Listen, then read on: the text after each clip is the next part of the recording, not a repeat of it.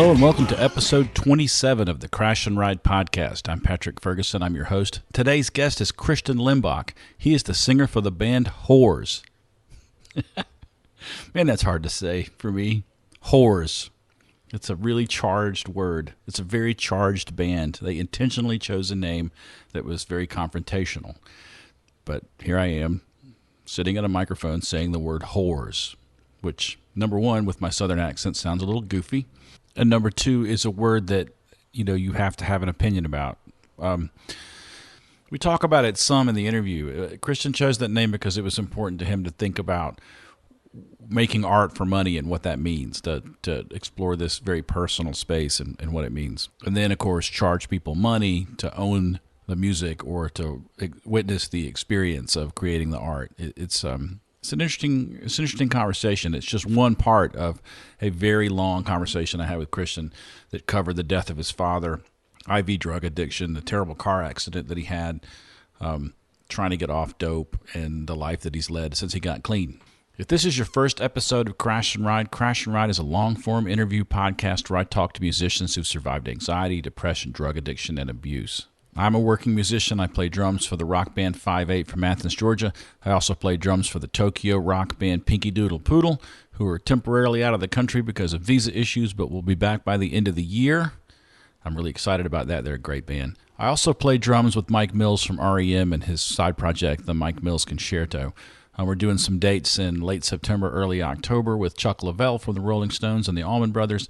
It's going to be pretty cool. Here are those dates. September 29th, that's a Sunday. We're playing Atlanta Symphony Hall in Atlanta, Georgia. October 2nd, that's a Wednesday. We're playing the Lyric Theater in Birmingham, Alabama. October 4th, that's a Friday. We're playing the Lucas Theater for the Arts in Savannah, Georgia. And October 5th, Saturday, we're playing the Miller Theater in Augusta, Georgia.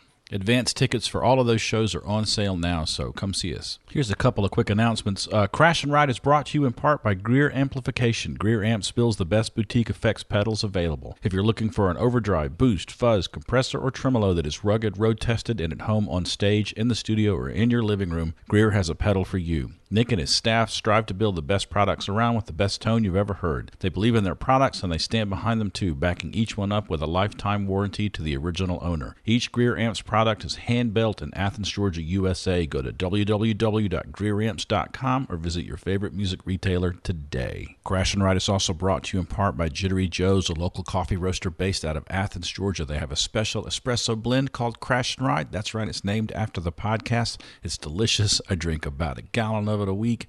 It's going to be available in cans in Jittery Joe's stores as soon as we get our logos back from our art guy. It's going to be available on our website, which is also just ready to go except for those logos. Scott, Crash and Ride Espresso is already being sold in drinks at Hendershot's Coffee here in Athens, Georgia. That's a musician-owned and operated coffee shop just steps away from the University of Georgia campus in downtown Athens. It's run by a guy named Seth, who's one of the nicest men in the world. He's a fantastic drummer. He runs a great coffee shop, and they serve our espresso. Sometime this autumn, and I know I'm sort of vague about the dates, but a lot of it is organized around rehearsals and preparation for this Mike Mills tour I have coming up. But there's going to be a live Crash and Ride event at Hendershot's. I'm going to talk to Bob Sleppy, who's the director of Nucci Space. Nucci Space is a nonprofit mental health resource here in Athens, Georgia, just for musicians. If you're a musician in the greater Athens area and you're struggling with depression or anxiety or suicidal thoughts, you can walk into Nucci Space, fill out a form, and hand it over the counter, and they're going to help you find subsidized mental health care with a counselor. Last time I did it, it cost me $10 a session after that.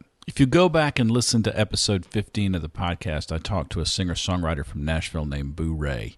And Boo's life was saved by Nucci Space, along with countless other Athens musicians. So go to nuci.org if you want to know more about Nucci Space. If you're one of those people who's fortunate enough to have some tax liability you want to offset, Nucci Space is a 501c3. You can make a tax-deductible donation, and that way you don't have to just give all your money to the government. You can put it right back into the Athens music community and start saving lives.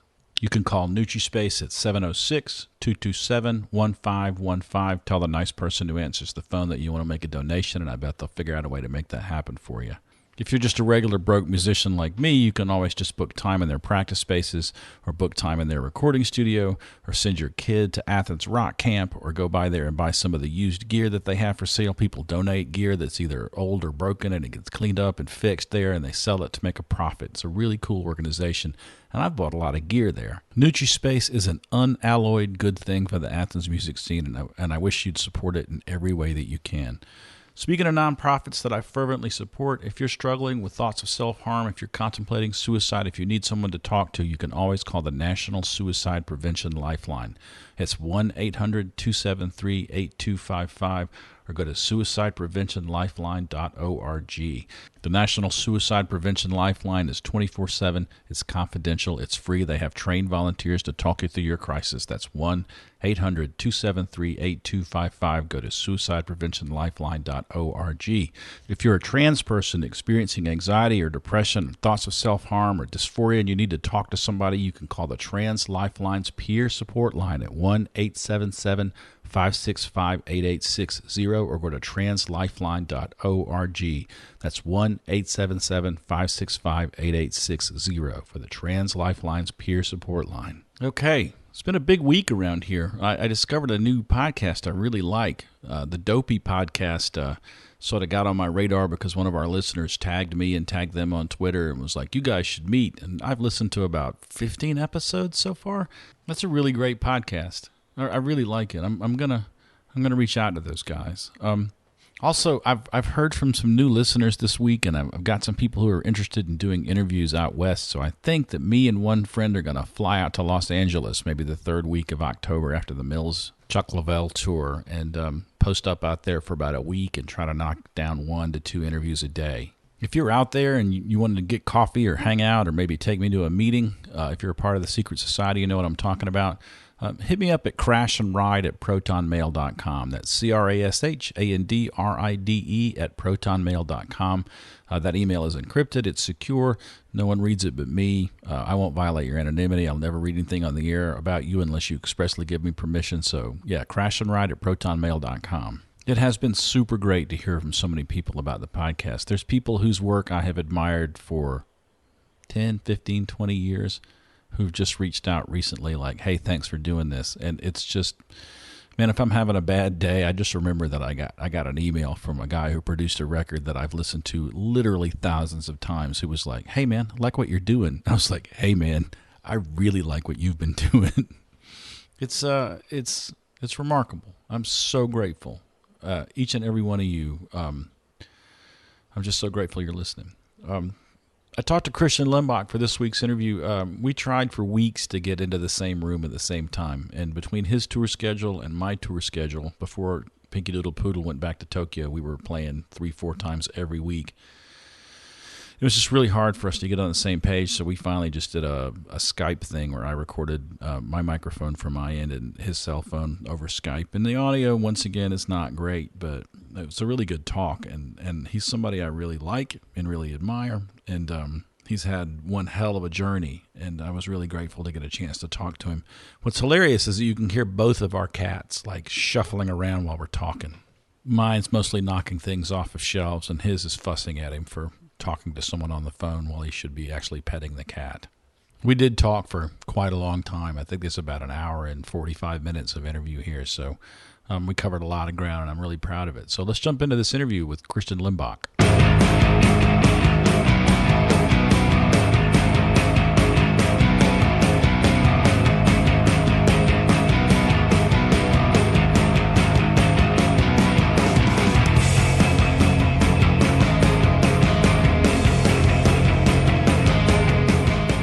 All right, I'm here with Christian Lembach, vocalist for the band Whores, guitar player, general malcontent.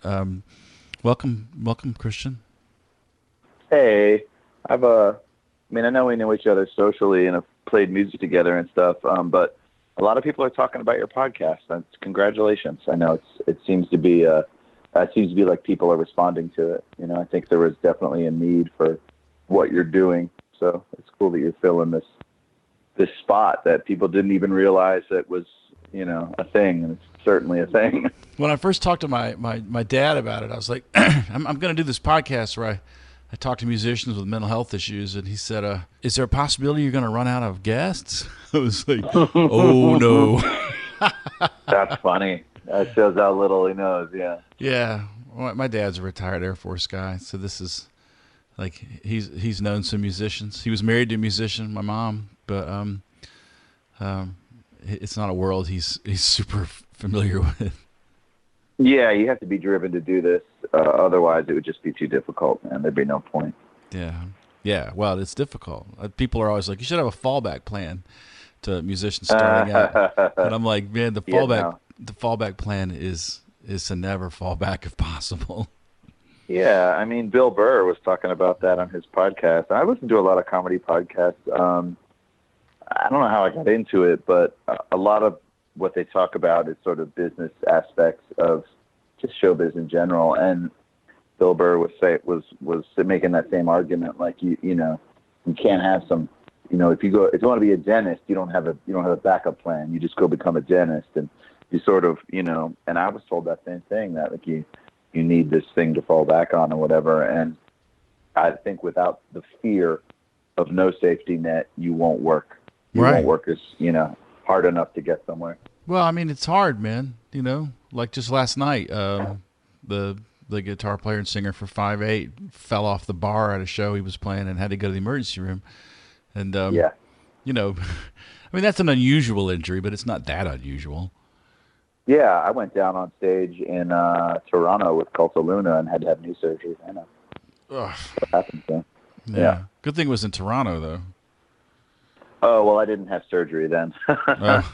I fell, and then it was at the end of our set, and then the music was still playing, and then I tried to get back up and fell a second time. So I think what a lot of people will tear the tendon, but I severed it. I think I probably tore it the first time, and then putting stress on it. When I tried to stand back up, it severed. So then that was in late August of 2 years ago, late August of 2017, I guess. And then that was in Toronto, and then we had a show. We were on tour with them, so we had Montreal, Boston, and New York, which I did all in a chair because I didn't know how bad it was, and I was afraid that maybe I was just being dramatic and it wasn't that bad. And sort of talked to some people around me, and I got different opinions on what I should do, and I just didn't really. I was in so much pain initially that I didn't really. I'm not trying to be dramatic, but I mean it really hurt, and I just couldn't. I couldn't. I didn't really have a clear head, so I wasn't really sure what I should be doing. So we played these other 3 shows and just sitting in chairs. It was a bummer. It was Gramercy Theater in New York. It was sold out. I'm sitting in a chair. It was a drag. Yeah. But so we did those shows, and then we came home and we had the Hopscotch Festival in Raleigh. Yeah, that's a good festival. It was fun. And we did Chattanooga on the way up there, and that was also seated the entire time. And then we had a festival in Seattle that we flew out and back from Atlanta to Seattle. And then I had surgery like a month later in late September. So I had a cantaloupe-sized knee, but I mean, I'm saying all that to say that it happens, I mean, you go hard and sometimes you get hurt, You're rehabbing an injury right now, aren't you? Yeah. I fractured both my elbows and a rib in February. So I was in physical therapy initially, and now I'm doing what's called work conditioning therapy, which is sort of excuse me, mimics actions you would be taking, in the real world as opposed to just exercises. So instead of just isolating one thing, you're sort of using different, full body kind of stuff that use the part you hurt. So I'm still doing that. It's 2 hours a day, 3 times a week. It's a lot. Do they tailor it to your occupation? Are you like doing Pete Townsend windmills in the physical therapy building? That would be awesome. No, there's no Pete Townsend windmills. What's Although, What's hilarious is people think yeah. that's the job that we do. When actuality, they should be handing you an orange 412 and having you carry it up a flight of stairs over Oh and over. gosh, dude, those cabinets are so heavy. I mean, I don't play them, but I know they're crazy heavy. Yeah, Gene had two of them when we were in Powder Room together. It was brutal. yeah. I guess it's. I don't think it's the wood. I think it's maybe the magnets of the speakers. I'm not really sure what it is, but they are unusually heavy cabinets for sure. Whatever it is, they sound amazing. Like, I will give them that. Orange cabinets, man, there's no sound like that. But at the end of the gig, it's like, man, I guess I got to put this in the van now.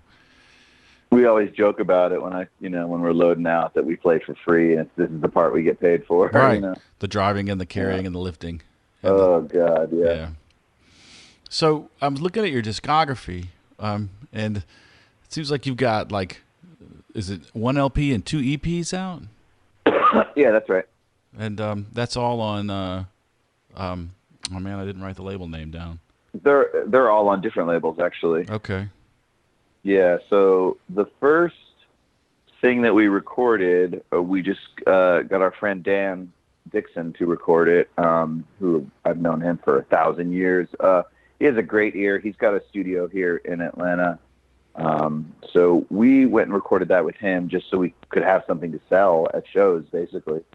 And then some friends of ours from the Philly area were in a band called Fight Amp. They're in a band now. Fight Amp is no more, but the same three guys that are in Fight Amp got their friend to sing with them, and now they're a four-piece, and they're called Low Dose, and they're rad. I really love them. But anyway, It's a really great name. They're a great band, man. I'm super stoked that they're cranking it back up pretty hard. But so they had a record on this label Brutal Panda, which is this guy Bob who works for Relapse, but Brutal Panda is sort of his vanity project, or just stuff that he does for the love of it. So I was like, can you put us in touch with them? And then it turns out they wanted to put it out. And then after a point, we realized that maybe we should try to get the money to press it ourselves and just have it. So we've done a couple of pressings on our own as well. Because we own both of those records. It's not, it's what's called a licensing deal. So Sure. basically we pay for the recording and of course, own all the content, and then they pay for the physical pressing. And we get a percentage of the pressing as compensation, basically, to sell on our own. But it got to the point where we were like, well, if we have the money, we should just do this ourselves. And then my friend Ryan, who recorded both that EP Clean and then our full-length Gold, Ryan has done both of those, and he'll record our new record too. He basically loaned us the money to do our first pressing on our own. So we were doing that and just touring a lot. And then we signed the deal with Entertainment One, who the full length is on. And when we got the first half of our advance for that, we used most of it to do another pressing. Because you can triple your money, I mean, it's like, if we have, like I said, we have them, we can sell them. So those two, and then E1 did the full length. And we're not going to do our next record with them. They're great dudes and everything. But we're just kind of keeping our options open. Sure. So we've got, I guess we have a handful of interest / short form offers from people, but we're kind of, in the past I've sort of been really tenacious with the sort of business aspect of the band, and loosening my grip on that a little bit, insofar as that I'm really kind of concentrating on, we're just going to record our record. Right. And and I'm not, it's not that I'm not concerned with that stuff. I'm just not putting it first. Right. So, we'll see what happens. You had kind of a big summer this summer too, in spite of your elbow fractures. You tell me about some of the festivals that you played. Well, we really weren't supposed to be playing shows at all this year. Honestly, we were supposed to be buckling down and recording the record. But we just got some some offers of stuff that we honestly couldn't realistically refuse. So I'm trying to think. I'm trying to think if we did anything in the spring. I can't remember, but we did. We were in Europe last year in October. We did a headliner tour, which we had been over there once before as support for Big Business, which was our first time there. I think that was 2017. Yeah, 2017. And then last year we went as a headliner in 2018, and there were a handful of festivals on that. I mean, the stuff you'd expect, like the Desert Fest and that kind of stuff, right. which is super, super rad and super fun. And then we also did like festival in Helsinki. We did one in Switzerland. And then, headline club days and stuff. But and then we were like, okay, that was cool. So we've done Europe for this like album cycle or whatever you want to call it. But then we got home and started working on the new record. And we got an offer to play Roskilde Festival in Denmark, which is, we've done festivals that size before, but they've been sort of genre specific. Like we did Heavy Montreal, which is, Slayer and whatever, Tool and like massive bands. And it's around the same size crowd, but it's, heavy music, obviously. So Roskilde is more diverse and they also have they're an interesting festival. Like they've got a cool mission statement, and it's not just, sponsored by, energy drinks and stuff. It's not really that, so it's appealing in the first place. And, it's Bob Dylan is on it and Cardi B is on it. It's like a totally different world, but so that was super rad. And we were like, well, we have to do that. So, we agreed to do that. And then we got an offer for another festival in France that we headlined, our day. So we did that, and then we our agent rather over there booked us, club dates in between those two festivals. And then we found out that Red Fang was over there as well. And so we tacked on 3 shows on the front of that tour because we were in the same part of the world that they were. So we did some shows with them too. We actually did a show in Lyon, France with them that was so hot that Brian, their guitar player, threw up on stage while they were playing. I mean, it was unreal. And we're from Georgia, man. We're no strangers to heat. Right, I grew up in the dang Everglades, like it was over 100 degrees in the venue. I think they said it was 118 in the venue. That's 40 something Celsius. I don't remember exactly what it was, but I think we did the math and it was 118. It was unreal. And of course, no AC or whatever. It was nuts. A friend of mine is on tour with a big act, a bus tour. He's a drum tech, and they gave him a bus with no AC for the crew, and they had to drive from Paris to the south of France. And France is getting it hard this summer, man. Right, and it was right in the middle of that. And I said, man, this organization you're working for, who will remain unnamed, is pretty special that they can make 18 people miserable that they're going to the south of France. Like, that's special. Yeah, right. Yeah, that takes a skill, man. Yeah. I really like that Red Fang band. Oh, they're great. That's the 3rd time we've toured with them. We did the first tour we did with them was with this band Wild Throne, who is no longer with us. They were the opener and we were the whatever. It was the 3 of our 3 bands. And then we did another tour with full U.S. tour with Red Fang and Torch, who we actually just did some dates in Florida with Torch last week. Yeah. We did Southeast. We did Virginia, North Carolina, Atlanta, and then some shows in Florida. But we've been friends with those cats forever. But Red Fang's been really good to us. I learned a lot about touring. We had done a lot of touring prior to that, but it was sort of a different style. Mm-hmm. And the very first show that we played with them, which I think was in Montana on the first tour that we did, there's they have their hospitality riders, snacks and fruit and beers and waters and whatever, just kind of comfort stuff.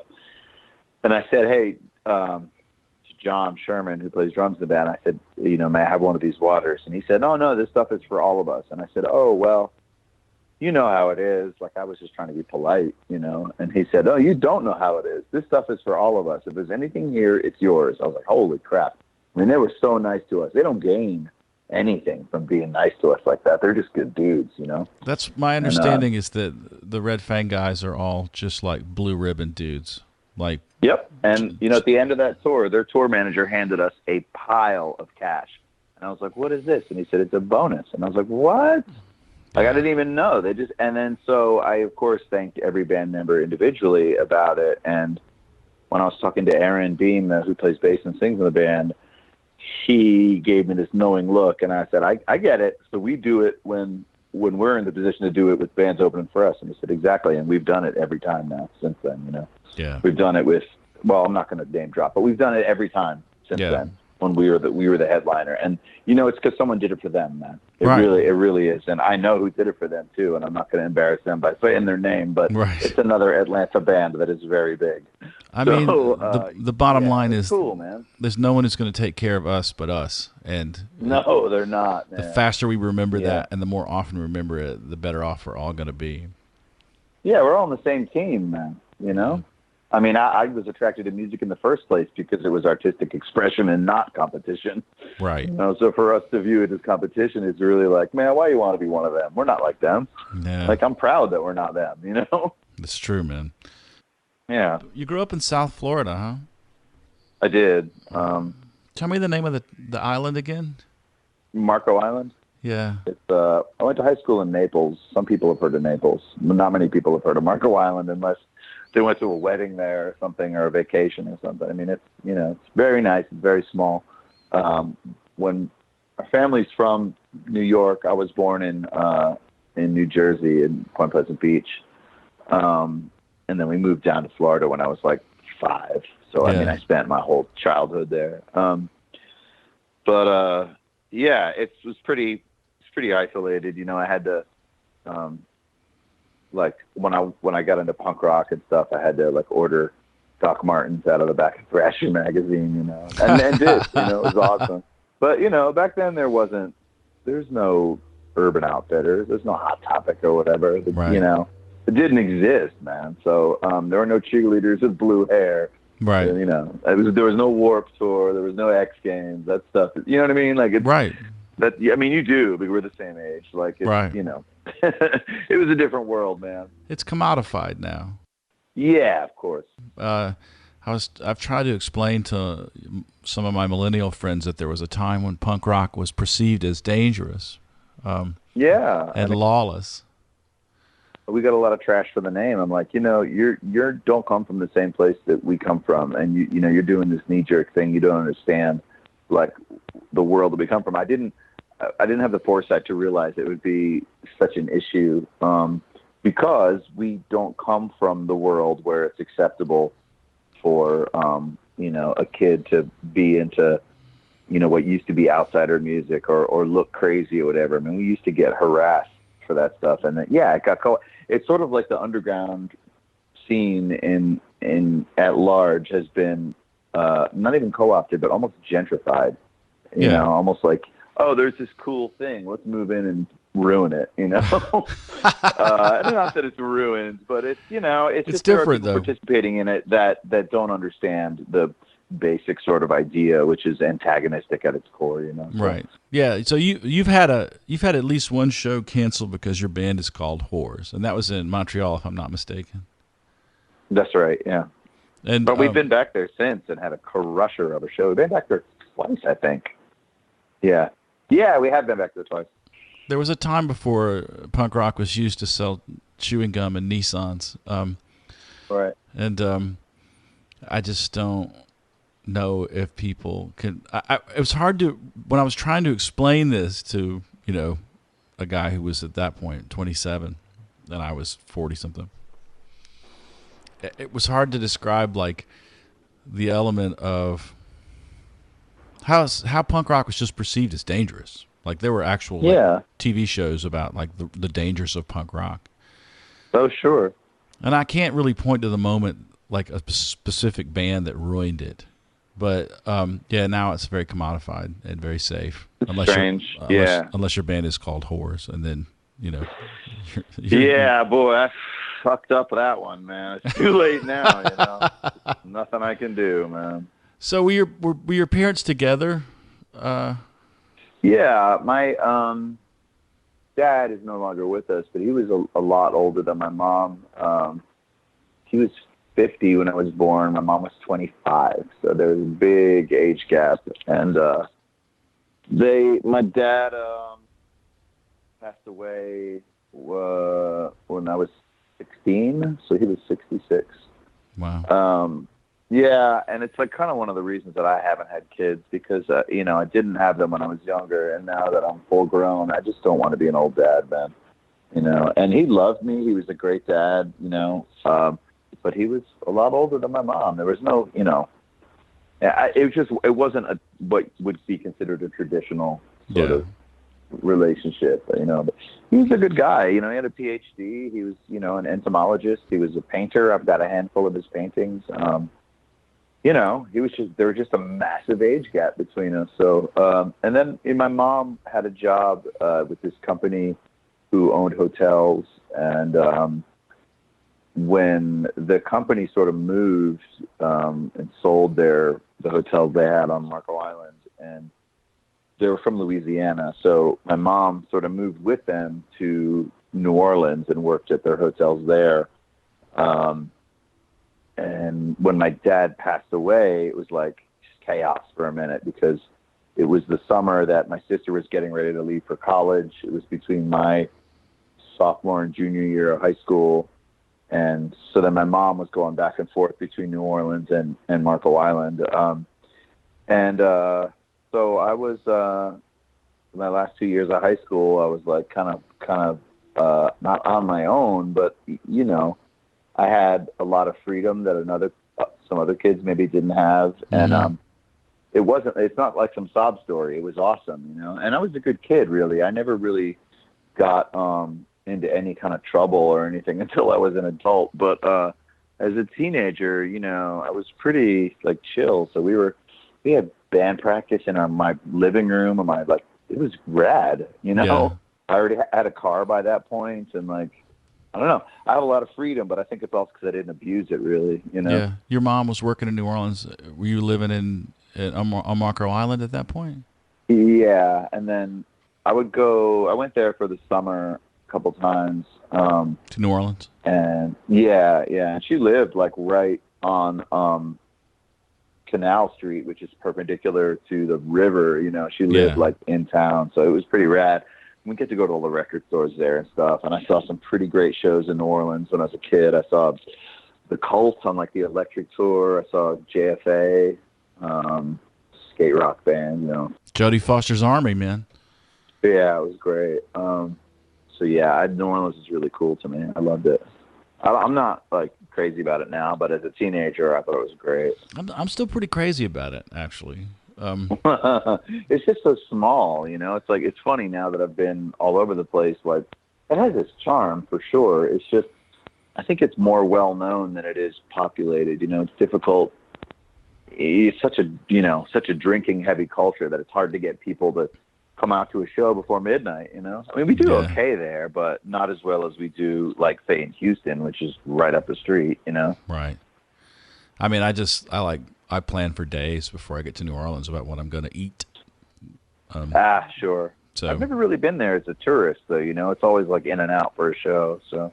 Oh, I mean, I'm usually on a tour schedule, but like, okay, I'm like on Yelp, like checking what's near the venue. That's what Red Fang, as one of the many things they taught us about that is, what are you in the mood for? And you type it in and you look at the Yelp reviews, like a adult, I guess. And yeah, it's pretty great. That's one of the many, many things they taught us. And it's very useful, if you want to have a nice meal. Yeah, I mean, touring in the 90s, like, there were a lot of, like, whatever the venue had on offer was what I ate. And if I ever... Sure, of course. If I never see another chicken wing, I'll be okay with that, Yeah, that's just kind of how it goes sometimes. Or you have to do, like, the 7-Eleven 2 a.m. dinner, which is always a treat. Not Start questioning your life. You're like, why am I doing this again?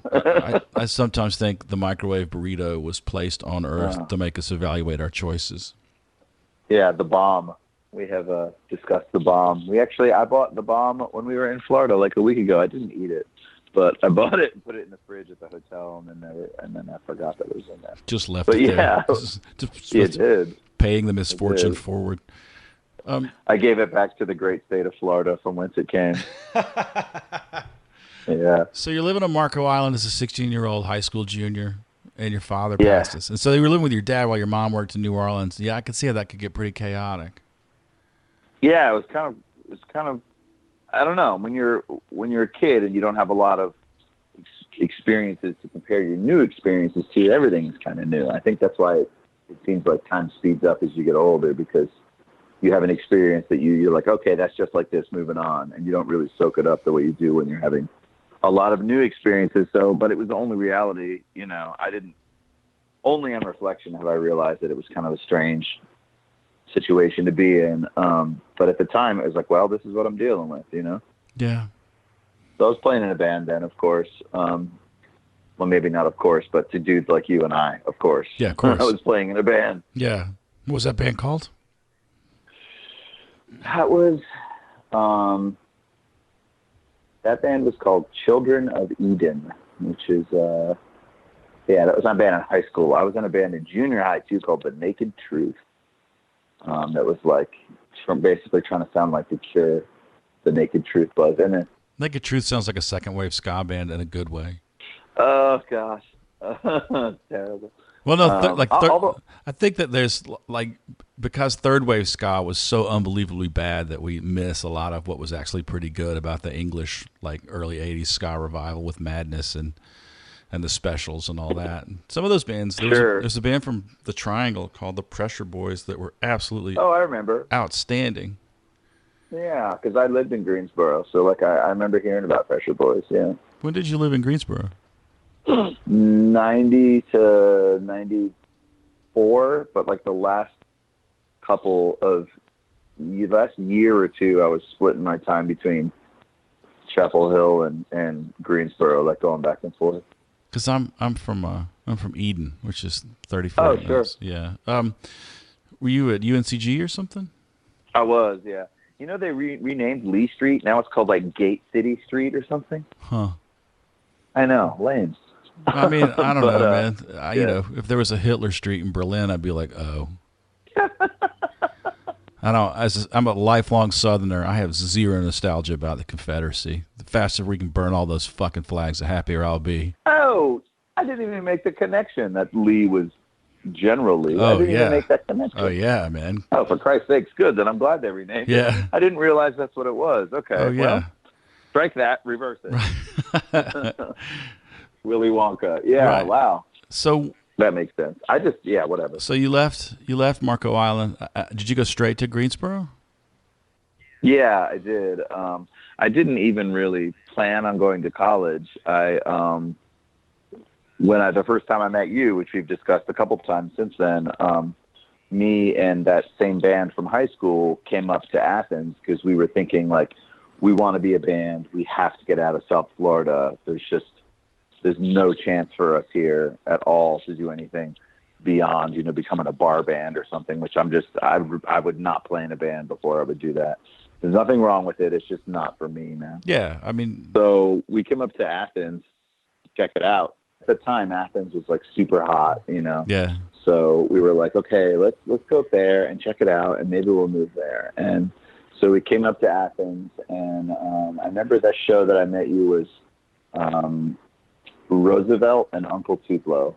Right. Was the show. I was 15 probably. Man. And it was a long time ago. So we were checking out Athens, and we were just asking different people, and this was at what's now the Caledonia Lounge, which at that time was 40 Watt. And I remember standing outside of that place and talking to people about it, and somebody said, these guys are thinking about moving here to Athens. What do you think? And you said, hey man, the more the merrier. Yeah. I remember it like it was yesterday, So, and I was thinking about maybe I'll go to school in Athens, that would be cool. And but I hadn't applied to schools or anything. I just didn't care.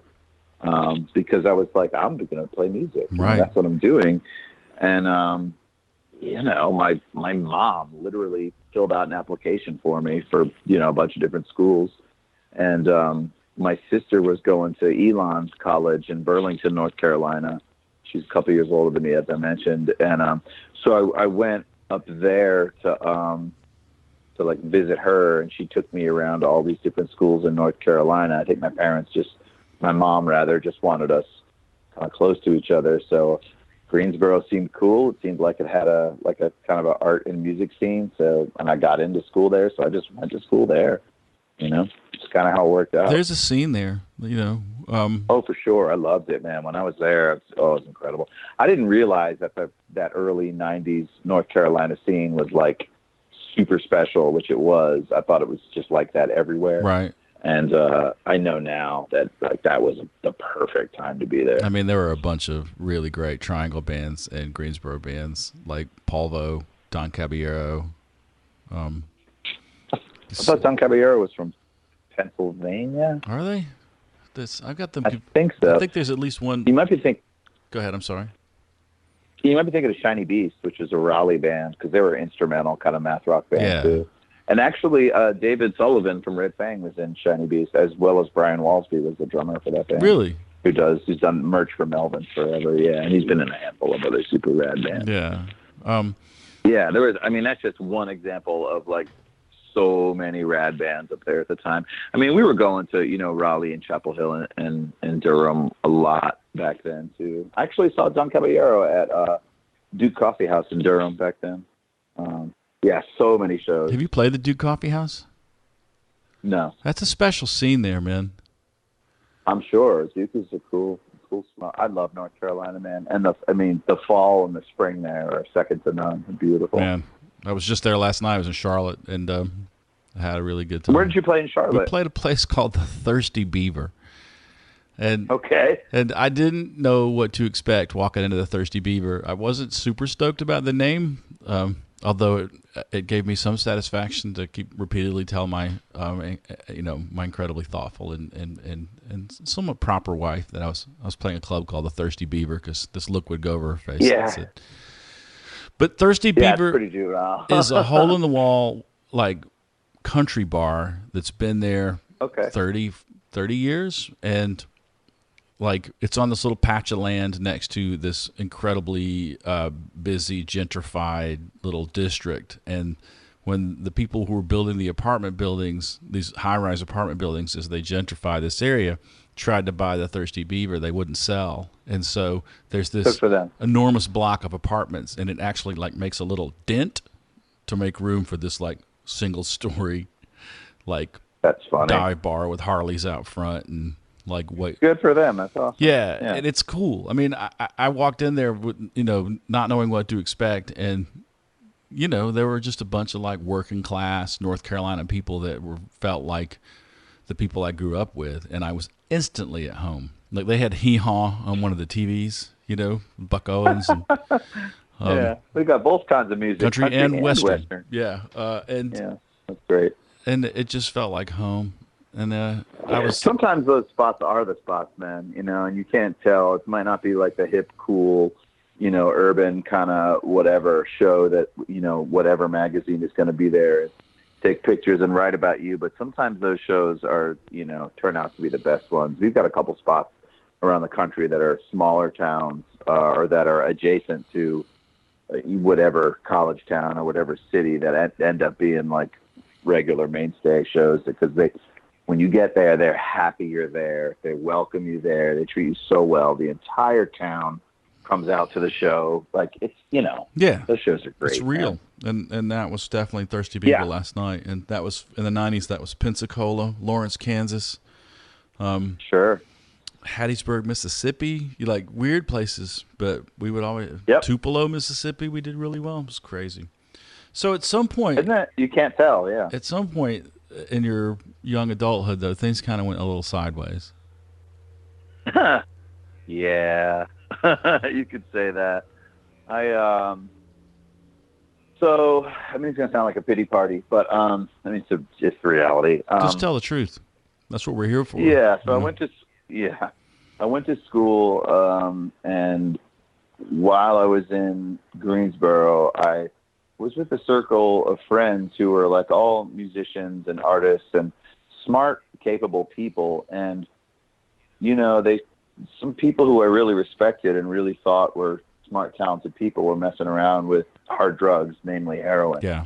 And I thought, like, well, if these guys are doing it, it's probably fine, you know? And I had, like I said earlier, I was never like, I was always kind of a good kid. I never even really smoked weed or anything like most kids. Yeah, I'd gotten drunk maybe twice, like any teenager, you know? But I was just sort of, I was really focused on playing music when I was a teenager, you know? And it wasn't like I put some flag in the ground and said, I'm not going to party or whatever.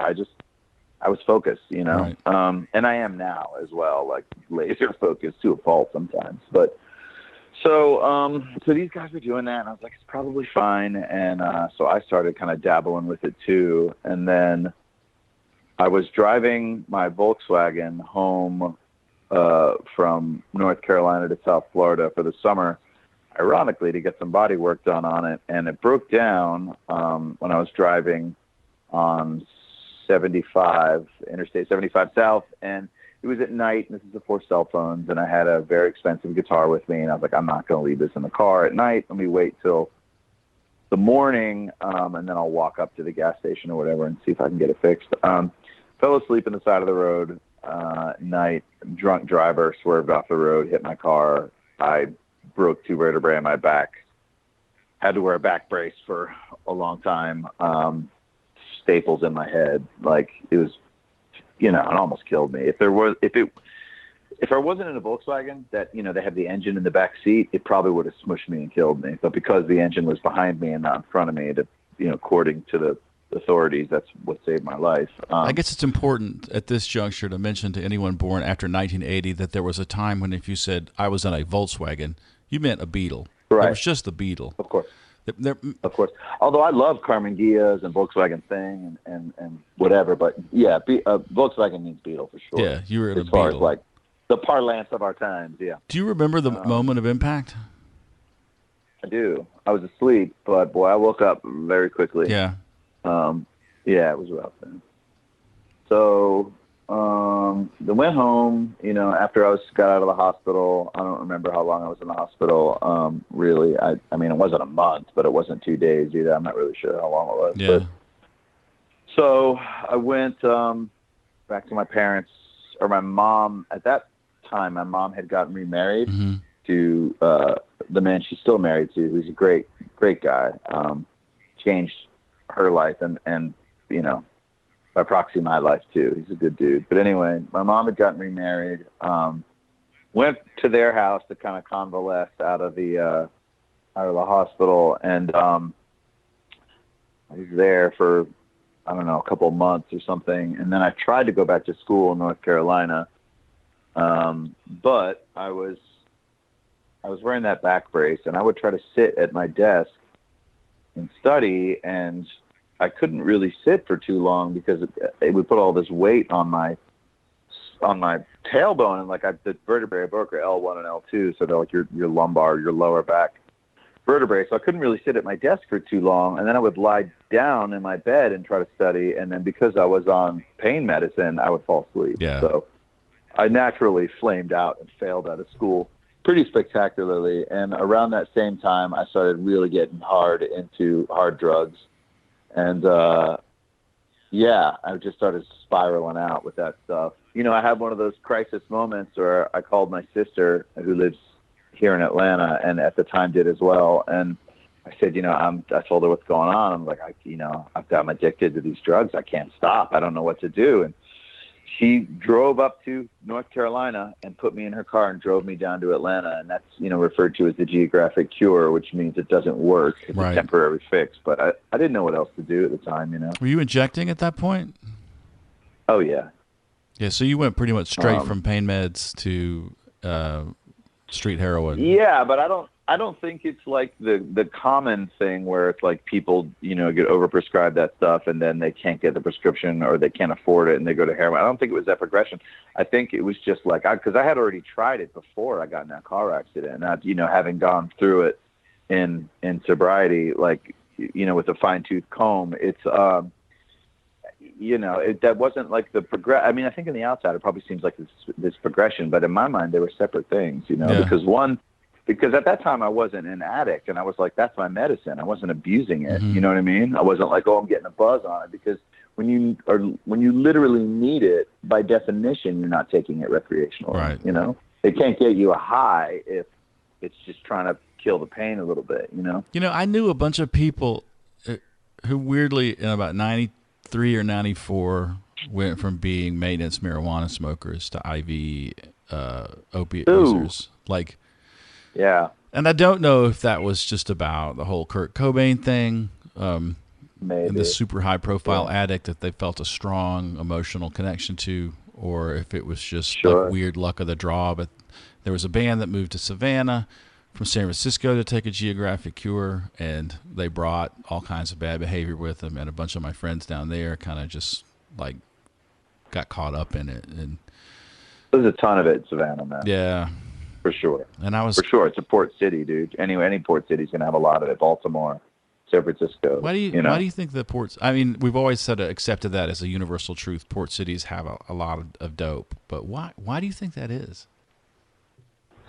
I mean, you know, it can't really be grown here in the States. I mean, it can be grown in Mexico, but that's tar heroin. It's not regular like powder heroin that generally comes from the Middle East or from, you know, China or India or something. So it has to come in somehow, and I think when it's container shipped, it's a lot harder to monitor than it is were it on a plane, because planes can only carry so much. But container ships, there's so much inventory that, you know, they might get some of it, but some of it also always slips through. So it's always in those cities. And that's the first place it goes before it gets, you know, divided up and you know, sent around the country. So it's just how it goes. So yeah, I moved down to Atlanta. That was probably 94, late 94. And I didn't get sober until 2003. So that 94 to 2003 was just chaos. Were you living at your sister's? Initially, but that was just for a couple months. And then I got a job at a restaurant. I had, in my mind at the time, I had moved down here to play music, but I was really trying to get away from drugs. So this guy who I was playing music with, who I met just through like a, I guess it wasn't Craigslist back then. It was probably Creative Loafing ad, you know, the free weekly paper that we have. Yeah. So we started playing music together, and his friend got me a job at this restaurant, and then we got like this warehouse space together over, which is now, of course, like super posh lofts or whatever. But back then it was not. You were not even supposed to be living there. It was just this big raw space. You know, it was killer, but you know, I was really young. There's a coffee shop near the Masquerade that's a really, really nice coffee shop with an outdoor patio with a fountain.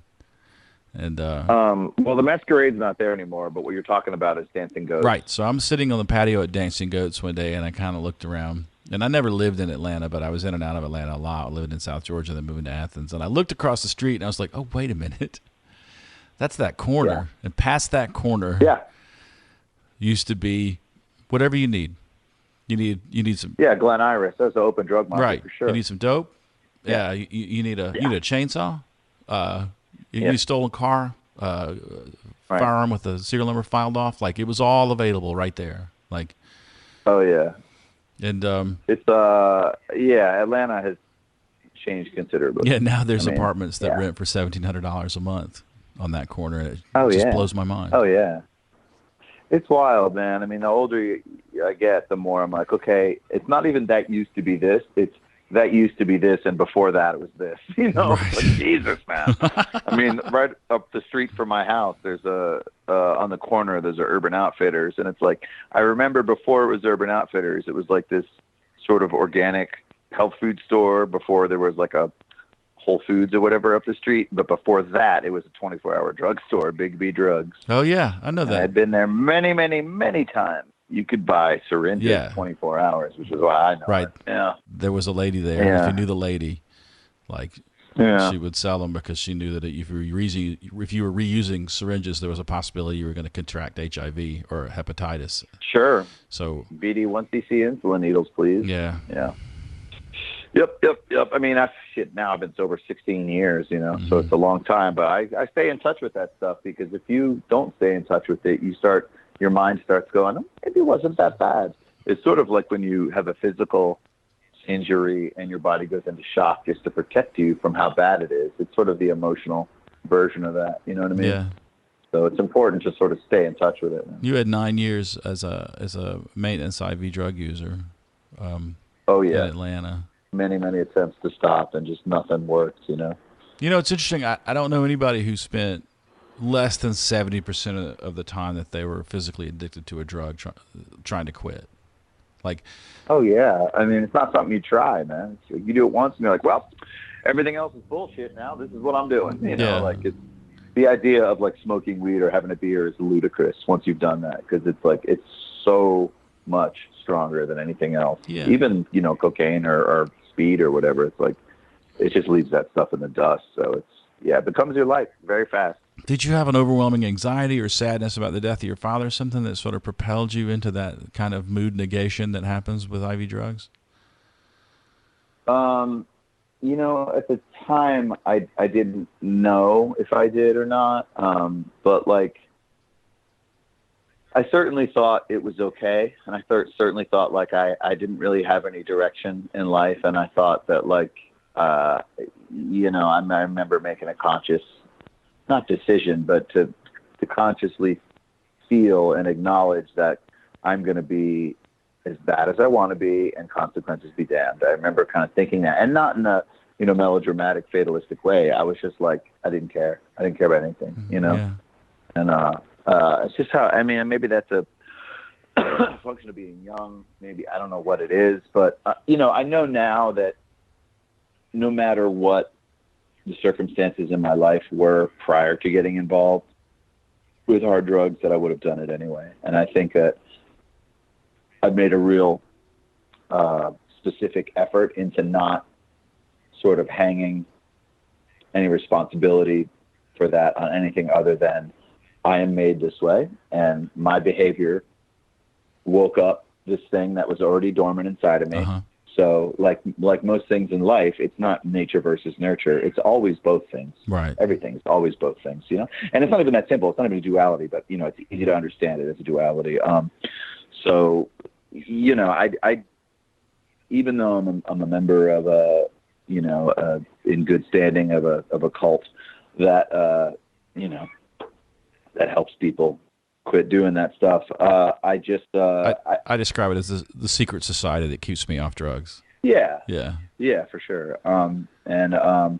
You know, there's a whole thing about the disease concept, and a lot of people, you know, hang their hat on that. It really helps a lot of people, but that doesn't really work for me, which is one of the great things about said organization, is that it's so open-ended. It's kind of like whatever works for you is going to work. And so for me, I always felt like that was sort of a victim kind of mentality that never really jived with me. So I kind of see it as sort of a disorder, that's sort of a genetic predisposition that is woken up with behavior. And if you never had that behavior, it never been woken up. It would never have been woken up. Other people can can have the same experience behavior-wise, but don't have a problem, and that's because they don't have that in them. And I think that the further we get with like mapping the genome and stuff, I think we'll probably figure it out as a species, but we're just not there yet. Yeah. I mean, so I don't know. I don't want to say like, oh, I'm this victim. I don't know what happened. I just woke up in the trap house. Like, give me a break, man. You know? Yeah. I did it, but I also did it what other people were doing who didn't have a problem with it. It didn't seem so. Yeah. It seemed like it would be okay. Some of the smartest people I've ever met in my life are doing it. Most of them are dead. I was going to say, where are those people now? Do you know? Jesus, man. I'm obviously not going to use any last names, but so my best friend at the time, Kevin, ended up leaving North Carolina because he was, doing the same stuff I was doing, and he went up near Chicago where his parents were living, and he started to, he's trying to do, and like any of us were, trying to find a number of different ways to quit without actually quitting. And he started taking, antidepressants and these sort of things, and then mixing the street drugs, and kind of went off the deep end. His parents took a restraining order out against him. He broke into his parents' house right before the sun came up, and, his sister at the time was still living with his parents, ran into his parents' room and said Kevin just broke in the house because it had an alarm. walked into his parents' room, shot both of his parents, and then shot himself in the head. And that's because of heroin, really. That was my best friend, Kevin. Like, had I gotten married, he would have been the best man. My roommate, Ricky, died of an overdose. My college girlfriend, Christy, died of an overdose. I mean, so many people in Atlanta. I'm not even going to get into that list. But, yeah, there's so much, like, you know, it's impossible to be melodramatic about it because it is dramatic by definition. I mean, you can't overstate it. It was really, really dark, you know, and not all of them. I know 2 people from that time that were doing that stuff who are still alive, but that's out of a group of, I don't know, probably 10 or 15 people, you know? Yeah. So, yeah, I mean, shit gets you, man. I mean, there's only a couple ways that story's going to end, you know? Yeah. And one of them is getting off of it, you know? And how did you get off of it? Well, I had a lot of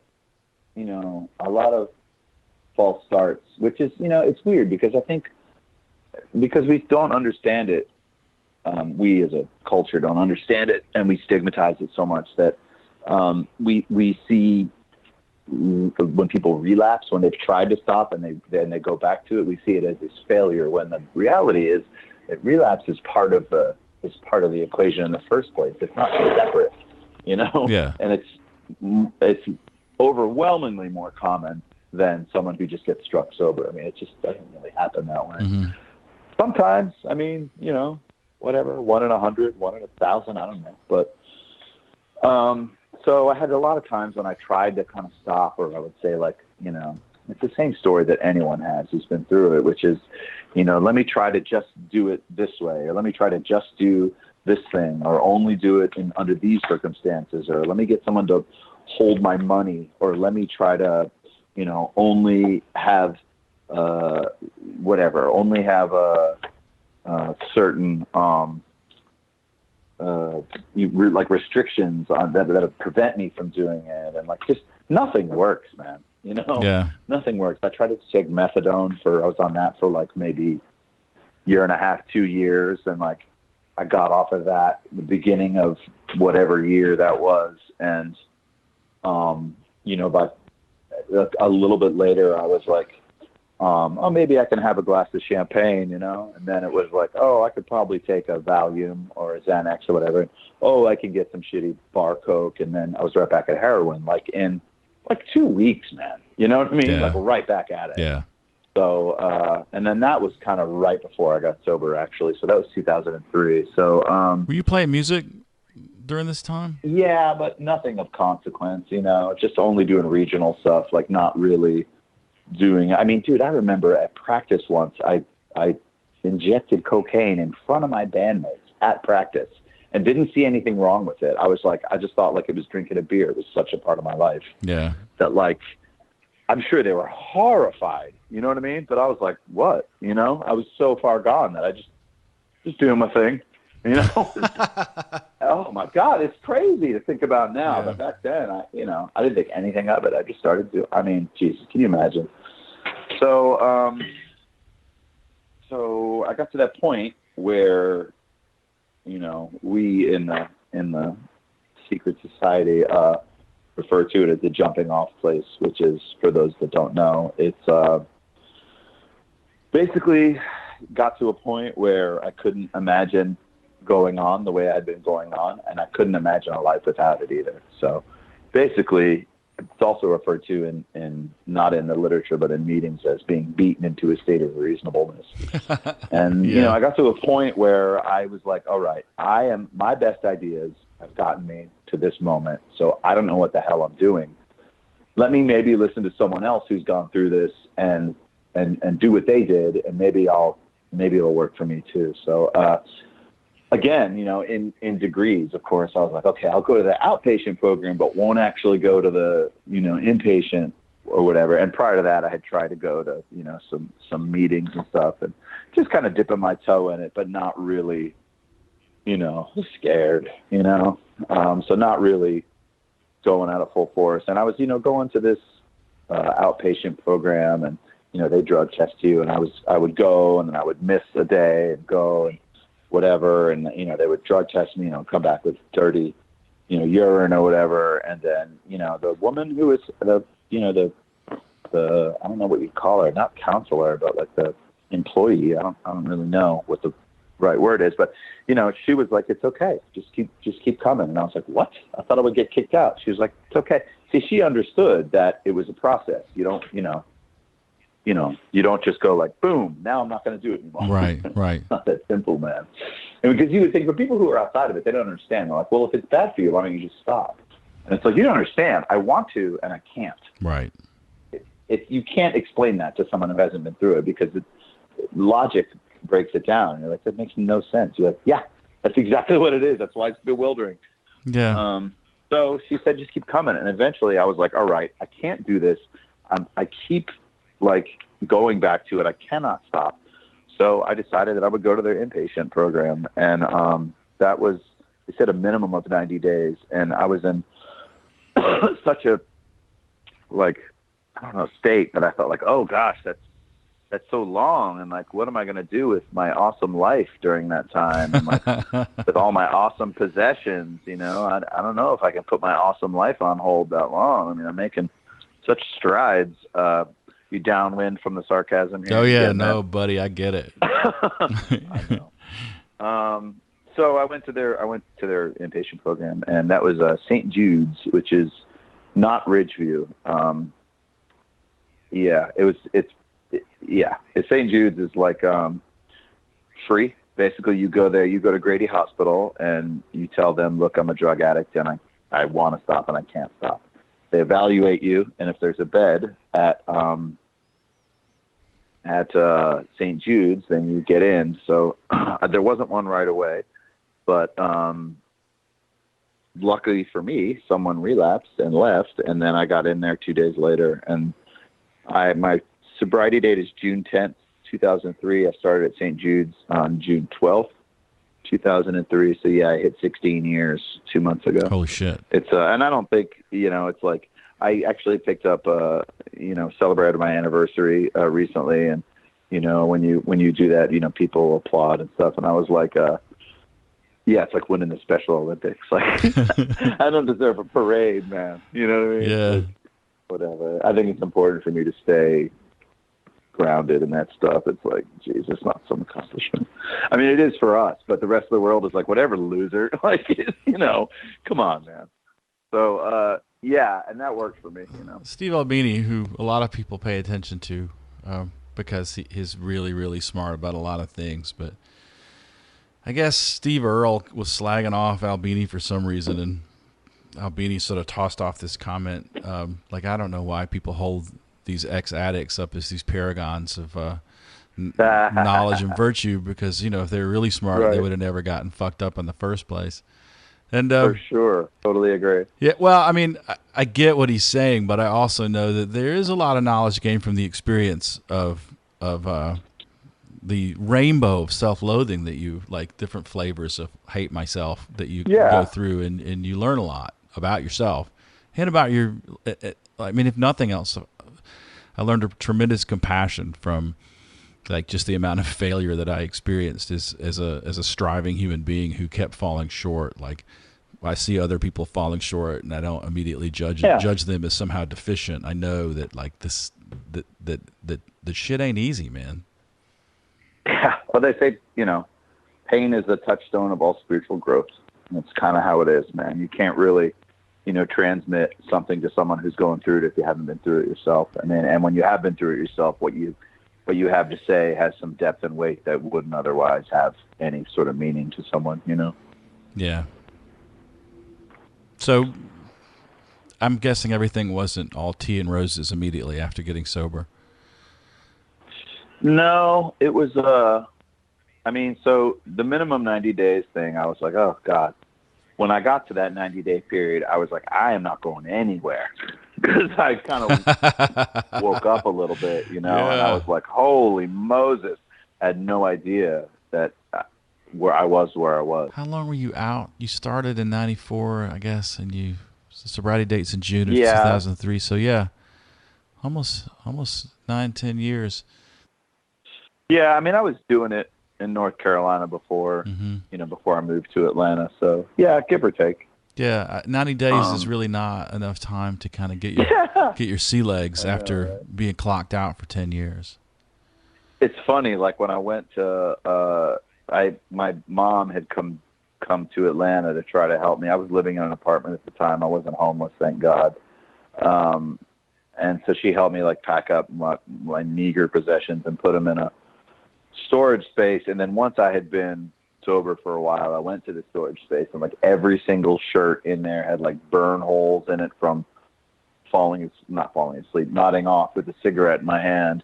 All the sleeves had blood on them. Like it was just a pile of garbage, man. I threw all of it out. Right. But at the time I was like, oh, let me pack up all my valuable things. It's just ludicrous. And honestly, it's funny to me at this point. It's like that gallows humor, but at the time it wasn't funny, but now it is. Were you ever homeless during that period?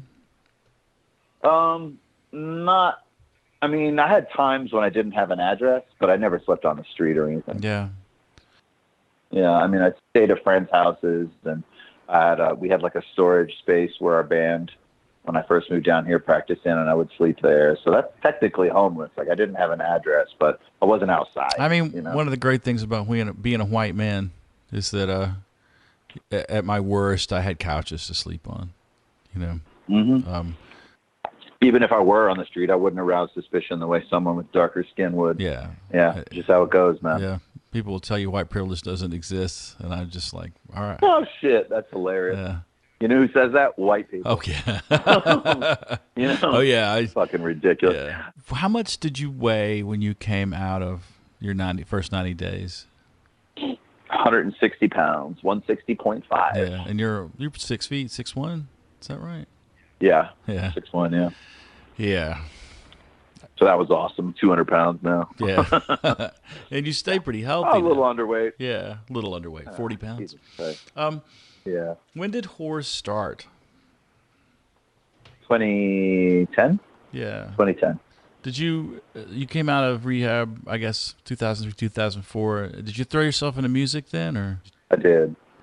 Right away. Like I obviously didn't have any music equipment left when I got sober. Like, I sold everything. And it was weird. Like when I started at St. Jude's, for the first whatever amount of time, you're just there detoxing and like going to groups during the day, going to meetings, at night, just every day, 7 days a week. And after a point, whatever that number of days or weeks is, they, view you as, potentially stabilized, and you can go out and look for a job. And it has to be a job that they approve. Like it can't be, serving booze or something, it's got to be a recovery job, basically. So I got a job, and I was making, nothing, whatever. But I remember, it sounds silly, but I remember, waking up one day and having $20 in my pocket and going like, holy shit. Like my life hadn't been that way for so long that I would just spend every single dollar I had. Like I wouldn't stop until something outside of me made me stop, Right. So waking up with money was like, this is crazy. So I started like actually having a little bit of money, and I was able to like buy a cheap guitar that I hadn't even really seriously played guitar in years. Like just was, farting around with bands and not really doing anything. Just having dreams and not knowing how to really, fill in the blanks and kind of make it a real thing. I don't even mean dreams like selling out Coliseums. I just mean dreams like being in a band that played shows in front of other people, like very modest dreams. I couldn't even do that. So right. It had been so long that I got this guitar, and I didn't have an amp, but I did get like a 4-track so I could record, and I could listen in my headphones I could hear the guitar through the 4-track. So I actually wrote 2 of the songs that are on our first EP while I was still in rehab. Started kind of once I got out of St. Jude's, I still kept that job. Started playing with a bunch of different people all around Atlanta. No bands that really played out, just kind of getting into it and really just cycling through different people who I was like, okay, this guy is cool, he can play, whatever, but maybe it's not the right fit or whatever. Just playing with a bunch of different people and trying to start these different bands and stuff. And then I got to the point with the job that I was working that I was like, I just don't want to do this forever, And I was, it was a coffee shop, and I was like managing the coffee shop, and I was like, oh God, this is just not where I want to be in life. It was just taking up so much of my time and just mental kind of energy about something I ultimately didn't care about. So I was like, I'm going to go see if I can go back to school. So naturally, when I failed out of school in North Carolina, my grade point average is decimated. It was less than 2.0. Been there. It's really bad. Yeah, been there. 1.7 GPA. Yeah. Yeah, Jesus Christ. I remember my last semester of school, I wasn't even taking 5 classes. I was taking 4 classes because everything's just half-assed. Up to that point, I'm the opposite of that now. I'm full bore at all times. Right. But, yeah, just am. I mean, that's how I'm made, man. Which is, how I went at drugs, too. I think that's just a personality trait, for better or worse. So the last semester of school, I got I had 2 withdrawals from 2 of my classes, an F and an incomplete. Ridiculous. Yeah. F. Gold medal. 4 flavors of failure. Jesus Christ, man. Yeah. Yeah. So I knew I had to get my grade point average up before I could go to like an actual, school. So I started going to what at that time was called something different than what it's called now. It's just like a community college here in Atlanta. I can't remember what it's called. Because like I said, it's a different name now. I can't remember. So I went there to try to get my GPA up. I remember the very first class I took, I had to take a remedial math class to make sure that because I didn't place into like an actual math class. So I had to take this other one. And I remember I was like, I was worried that maybe I had ruined my brain a little bit. And I was worried that maybe I can't learn now. And I was just scared, Yeah. Because I was actually trying something for the first time in my life and really, really trying and not just going I don't, I'm not like that, and let me not try, and that'll be a personality trait, So I was actually really, really applying myself at something, and this is going to sound corny, but it really happened. I was driving out to Georgia Perimeter, that's what it was called, Georgia Perimeter College. It's called something different now, but anyway. So I was driving out there, and I took classes at night, of course, so I was working during the day. Driving to my first final. The campus I went to is in Clarkston, which is east of Atlanta. So I was heading east. Sun's going down behind me, and I had this overwhelming moment where I was, driving towards my final. I said, the sun's heading behind me. I was like, that's my old life. That shit is going away. And it was so powerful. And I tried to explain this to my mom. She was like, yeah, that's nice. I was like, you didn't really understand because I wasn't trying to retell this story in a melodramatic way. And I was a melodramatic kid, of course. No surprise there, but it was so powerful, man. And I got misty eyes. I wasn't sobbing or anything, but I was it was one of those moments where I just kind of felt maybe I could be something. Yeah. And it was just, I don't know, man. It was super powerful. So went and took that final. I got an A, You spend 10 or 15 years just committing to being nothing, Yeah. And then okay with it. Right. And then to allow yourself this shred of hope that you might actually turn into a human being, with a life and goals and accomplishments. I don't think people who've never been there understand what a powerful transition that is. Yeah, it's and it's it's why I do what was so freely given to me with other guys who are trying to get sober. It's because you see it happen in people before they see it happen in themselves. It's pretty incredible. So I went to school there, and I took all of the classes. I exhausted all of the classes I could take there, and my grade point average still wasn't high enough to get into Georgia State. I applied to Georgia State. They turned me down. I was like, holy shit, what do I do now? Still working at the coffee shop, still waking up at 5 a.m. to go serve coffee to, people who I had a clear 20 IQ points on. It was fucking frustrating. So one of the regulars at the coffee shop, Charles McNair, who's a writer, we would talk all the time about just small stuff, life stuff, regular stuff, but we would also talk about Hemingway, and we would talk about Fitzgerald, and we would talk about Faulkner and how Flannery O'Connor is going to eclipse Faulkner as the preeminent Southern writer in another couple of generations. And like, you know, we would have interesting conversations. He was a cool guy. Yeah. He knew the department head at the English department chair at Georgia State. He wrote him a letter, and he got me into school just like that. Oh, hell yeah. I went to Georgia State. I got all A's, and I got my degree there. I graduated with a journalism degree and have an English minor. And that's because of Charles. I wouldn't have gotten in otherwise, you know. He's a good guy. He also got me Chuck Palahniuk's autograph because he was doing like a book reading with him or whatever, and he got me. I'm looking at his book right now. It's on my shelf.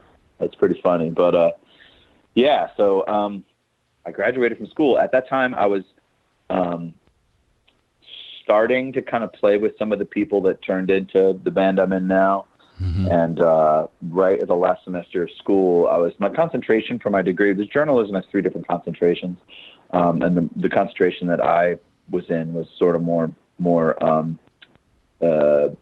like writing for the screen sort of focus. Mm-hmm. It wasn't really about, I mean, whether that's news or whatever, it wasn't the PR concentration and it wasn't the print concentration. It was, you know, this sort of newer idea. And I had a friend from way back when, Calvin Florian, who was in bands and stuff in Atlanta. And I knew he worked at Turner or Cartoon Network. So I hit him up. I got in touch with him. However, I don't remember if it was social media or what, and said like, hey, I have to have an internship to get my degree. It's my last semester.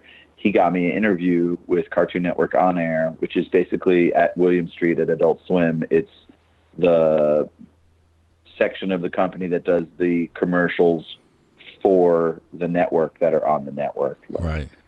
You know, and then they also did all the bumps between, like, you know, King of the Hill and the commercial. King of the Hill is brought to you by Arlen Propane and by Nike or whatever it is, you know? Right. So they also do those. And I got the job. I got hired and was doing that and started working there as an intern, basically doing like production coordinating. So doing a lot of, scheduling and, you know, getting contracts emailed to voice talent and stuff like that.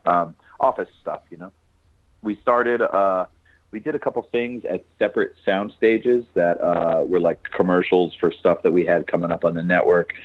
And so I sort of got out of the office and worked on a couple shoots, and I could see that everyone was really serious except for the couple of people who were in art department, and they were like over there making ridiculous props and just doing crazy shit and looking like they were having fun too, you know. And I was like, I started buddying up with them. I was like, well, how do I what's going on over here, you know? Right. And so I started kind of pay attention to what they were doing. I finished up at Adult Swim, and like at that time the band was starting to tour a little bit regionally. I went up to New York to play a show with the Whores. I met who is now my best friend, John Schlichter. We had known each other through like nerdy guitar gear forums. Because both of us would just talk insane shit at strangers for sport. So we had a kinship, you know. I was like, this guy's cool. Like, he doesn't care. Like, he's, you know, he realizes this is all nerd shit and just like having fun with it. So we met at the show, and he was like asking me, he's like, well, what do you do like for a living? Like when you're not, you know, playing music? And I said, well, I just finished up at Adult Swim. I'm not really sure. You know, and I had thought about like applying to some jobs there. I wasn't really sure what I was going to do. And he said, well, I'm in the movie business too. I'm scenic, which is basically paint, plaster, wood staining, faux finishing, the stage between construction and set dressing, basically on a production. Yep. And he's like, I'm starting this new job in Philly. Would you want to come up here and work? And I said, hell yes. And he got me in the union up there, and I went up there to Philadelphia and started working with him. And that's right as the band was kind of starting. So I couldn't have like a 9-to-5 job because, not as the band was starting, but as we were actually starting to tour, we didn't have an agent or anything, but we were doing 2-week tours and just stuff where if I had a straight job, there's no way, you know. I could do it. So I started working with him. The band started this is right after we recorded Clean, the second EP, right before it came out. But after we recorded it, I went up there for a summer. And then the band started kind of taking off to the point where we still had to work, but like it was, at worst 60-40. I was mostly doing band stuff. And, we playing all these different shows all over the place, and we did South by Southwest, and, there we got our first agent, we got our first lawyer, which we're on our second of both of those now. Right. We got our first like legit record deal, and, then we started kind of doing tours, doing headline tours, going to Europe, doing, support tours with bands bigger than us, all that sort of thing. And basically when the record came out, the last one, until now, which is 3 years, we've been touring to the point where I really haven't worked that much. Maybe here and there, do a job if I get up against the wall financially. But if we're touring, we're making money, So now we're at the point where we're at the tail end of this. Like I said, we weren't even supposed to be doing anything this year, but we had to do that stuff. It was too rad to not do. Yeah. Oh, we had some stuff in Pacific Northwest too, just some festival stuff, but whatever. Yeah. So what do you do to take care of your brain these days? What's your routine like? Well, I am, like I mentioned earlier, very involved in the cult, the cult of not getting high. So I do that a lot, actually. I didn't, on and off I have, I've never relapsed or anything, but like since I got sober in 2003, but I stay pretty involved. But I went through a breakup last year of a long-term relationship, and was just like bewildered, and threw myself back into it really hard late last year. And since then, I've been doing that a lot. I've been going to this stupid work conditioning therapy, which I'm going to in another couple of hours. 2 hours that shit takes. Oh my god. Yeah. And I would love to exercise more, but exercising is really the stupid work conditioning. And like, since I messed up my knee, I can't really run, I can't really even jog. I tried to jog through the rain the other day from the grocery store to the car, and I was like, ow, ow, ow, ow, ow, ow. I said to stop and walk briskly, Yeah. So I think that'll just take time. You just don't heal like you did when you're 20. It's just how it goes. Yeah. Everybody goes through it, man. It's fine. Do you do therapy? No, I think I have in the past, but that was one of the many attempts on my part. I think it has value, but that was one of my many attempts to get sober that didn't work, because I was like, gee, I don't know what it is. I'm just not happy, and I knew I knew what it was. It's ridiculous. But I wanted it to be anything but that, because it was such a big part of my identity and such a big part of that. I do take antidepressants, and I do take an anti-anxiety medicine too. Nothing, not like Xanax, nothing narcotic. It's called Lamictal. It's just because, dude, in traffic, I get upset, or like just in the grocery store, I get overwhelmed, and like looking at the wall of tomato soup, I'm like, why are there 40 choices? Why? I mean, I don't want there to be one choice, like Ingsoc in 1984 or something, but like, why are there 40? I can't collapse on a choice. I get overwhelmed by stuff, man. I mean, that's how I'm made. It's whatever. It's fine. Yeah. But that untreated, that stuff will shut me down, and I'll just like hide in the apartment, man. Yeah. So I don't know. I've gone through phases where I would try to not do that, and then be like, I don't want to be on this stuff, and and then I realized that like, when it's your reality and it's the only thing you just sort of adjust to it. But I've been on antidepressants again now for a little while, a couple of years, and I'm like, okay, this is right. I feel normal. This is fine. You know what I mean? Yeah. And I was initially worried about like weird, like libido side effects and stuff, which is completely in my head. That's like not, and that hasn't been an issue. And I'm 47. You think it would be, but like, I'm doing pretty good. And as far as that, that category goes, I'm like single for the first time in a long time. And it's pretty spectacular, man. I can only speak to my own experience with that, but as I've gotten older, like I've just realized that for me, the thing that crushes the part of my life that enjoys, intimacy and interactions, is if I fall into a routine that I hate, and then I get anhedonia and I get depressed. What is anhedonia? What does that word mean? Inability to experience pleasure. Oh, okay. It's a side effect. Like anti-hedonist. Okay, I get it. Okay. Yeah, anhedonia is like if you do enough blow, it wipes out your dopamine receptors. The pleasure receptors. Sure. Right. But also if you get depressed enough, like that's one of the side effects, anhedonia. Yeah, I mean, that was happening to me in my last relationship because I wasn't on antidepressants. And I just just like with, sobriety, I was like, I don't know what it is, but it was fucking depression, man. It's very garden variety, but when you're in it, you don't know. It's just other people around you who are like, what is wrong with you? You're like, nothing. What? Yeah, the problem with me in depression is I get numb to any kind of emotional stimulation except conflict. So I walk around just looking for a fucking fight. That's really bad. Yeah. Yeah, I can see that because it's exciting. Sure. It's a jolt. It's a little surge of adrenaline. I abuse it just like any other jolt that I've ever gotten into. But man, I get sad, and when I get sad, I shut down. You know what I mean? Yeah, I do. I really do. Stay in the house, man. Yeah. Yeah. And it's not even like some awful, like huge, thing. It's just kind of gray, man. It's not like this black hole of despair. It's more gray. Gray is more apt. Yeah. Kind of not on, not off, just kind of there.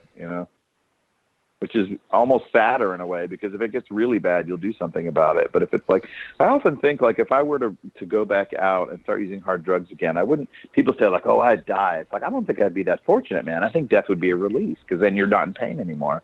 I think I would have like a real shitty gray existence, probably homeless, probably just trying to get by, just being one of these people that yells at the sky and getting every penny I can to go get high to just blot out how I'm living. I think that's how it would end.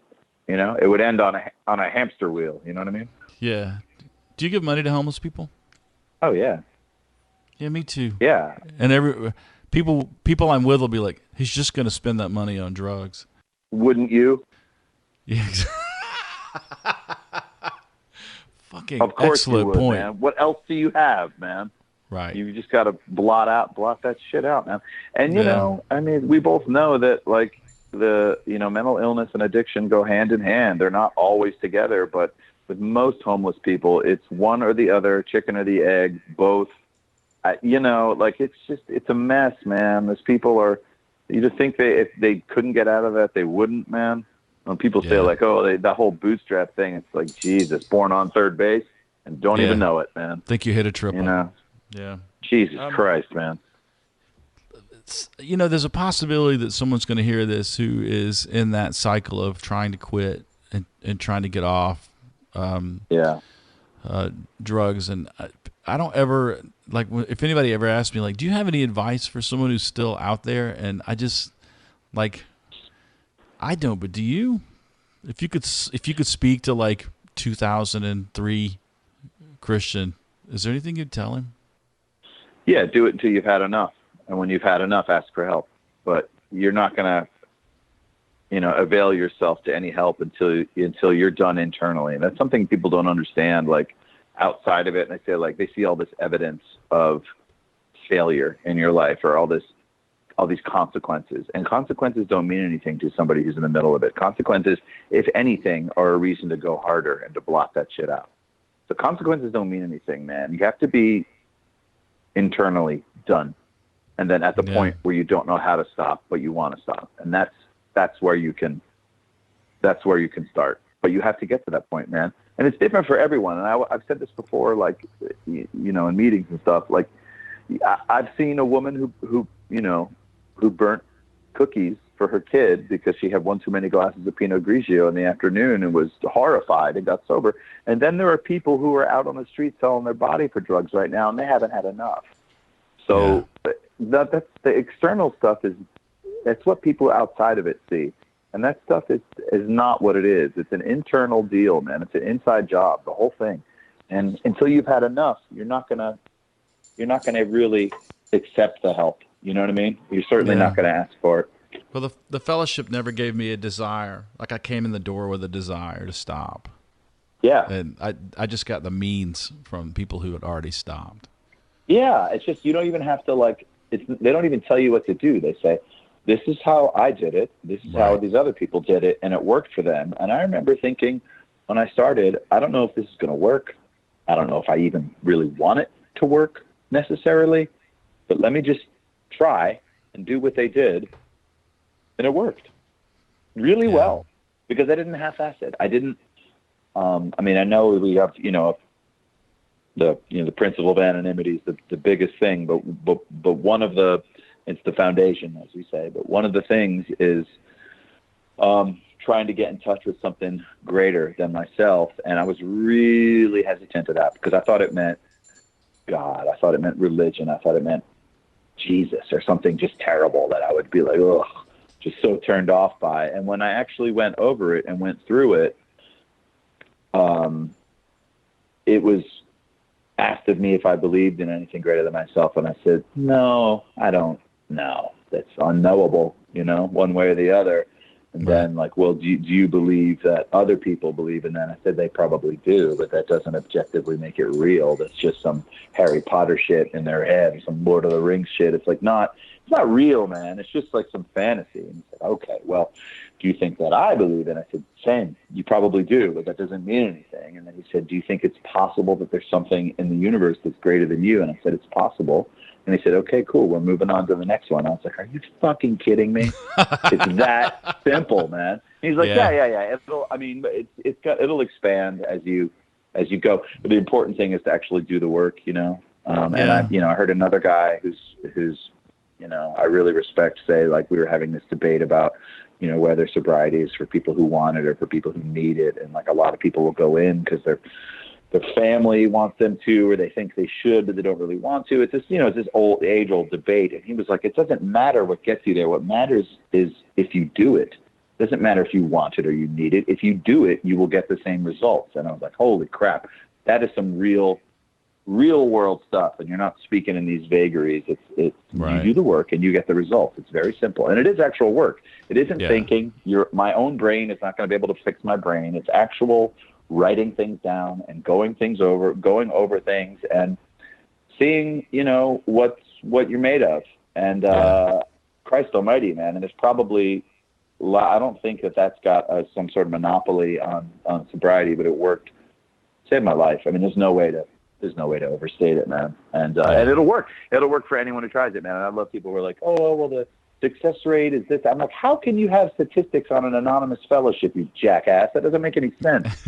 Right. You know what I mean? I never filled out one of those cards, So, I mean, come on, man. That might be, those statistics might be from hospitals or something, but that's something different, man. Yeah, that's different. So I don't know. It really worked for me, man, but it wouldn't have worked had I not been ready. And I think a lot of people die before they're ready, man.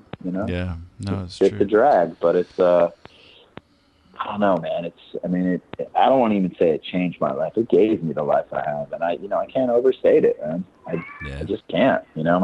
I was at my first sober Christmas. I wasn't allowed to go home because like I was still in treatment, and I was like, oh, are you kidding me? Like, it's the first Christmas, like since I was a teenager, and I really wanted to go home and, show my mom how much I'd changed and stuff. And they were like, well, look, you can go, but if you go, you ain't coming back here. I was like, fuck. So I didn't go, but the following Christmas I did go, and I went to midnight mass with my mom, and we were just me and her, and she was just crying her eyes out during the hymns and stuff. And it's, tears of joy. She thought I was going to die, man. I mean, they were making funeral plans. I mean, literally, not, they were ready, man. It was over. Yeah.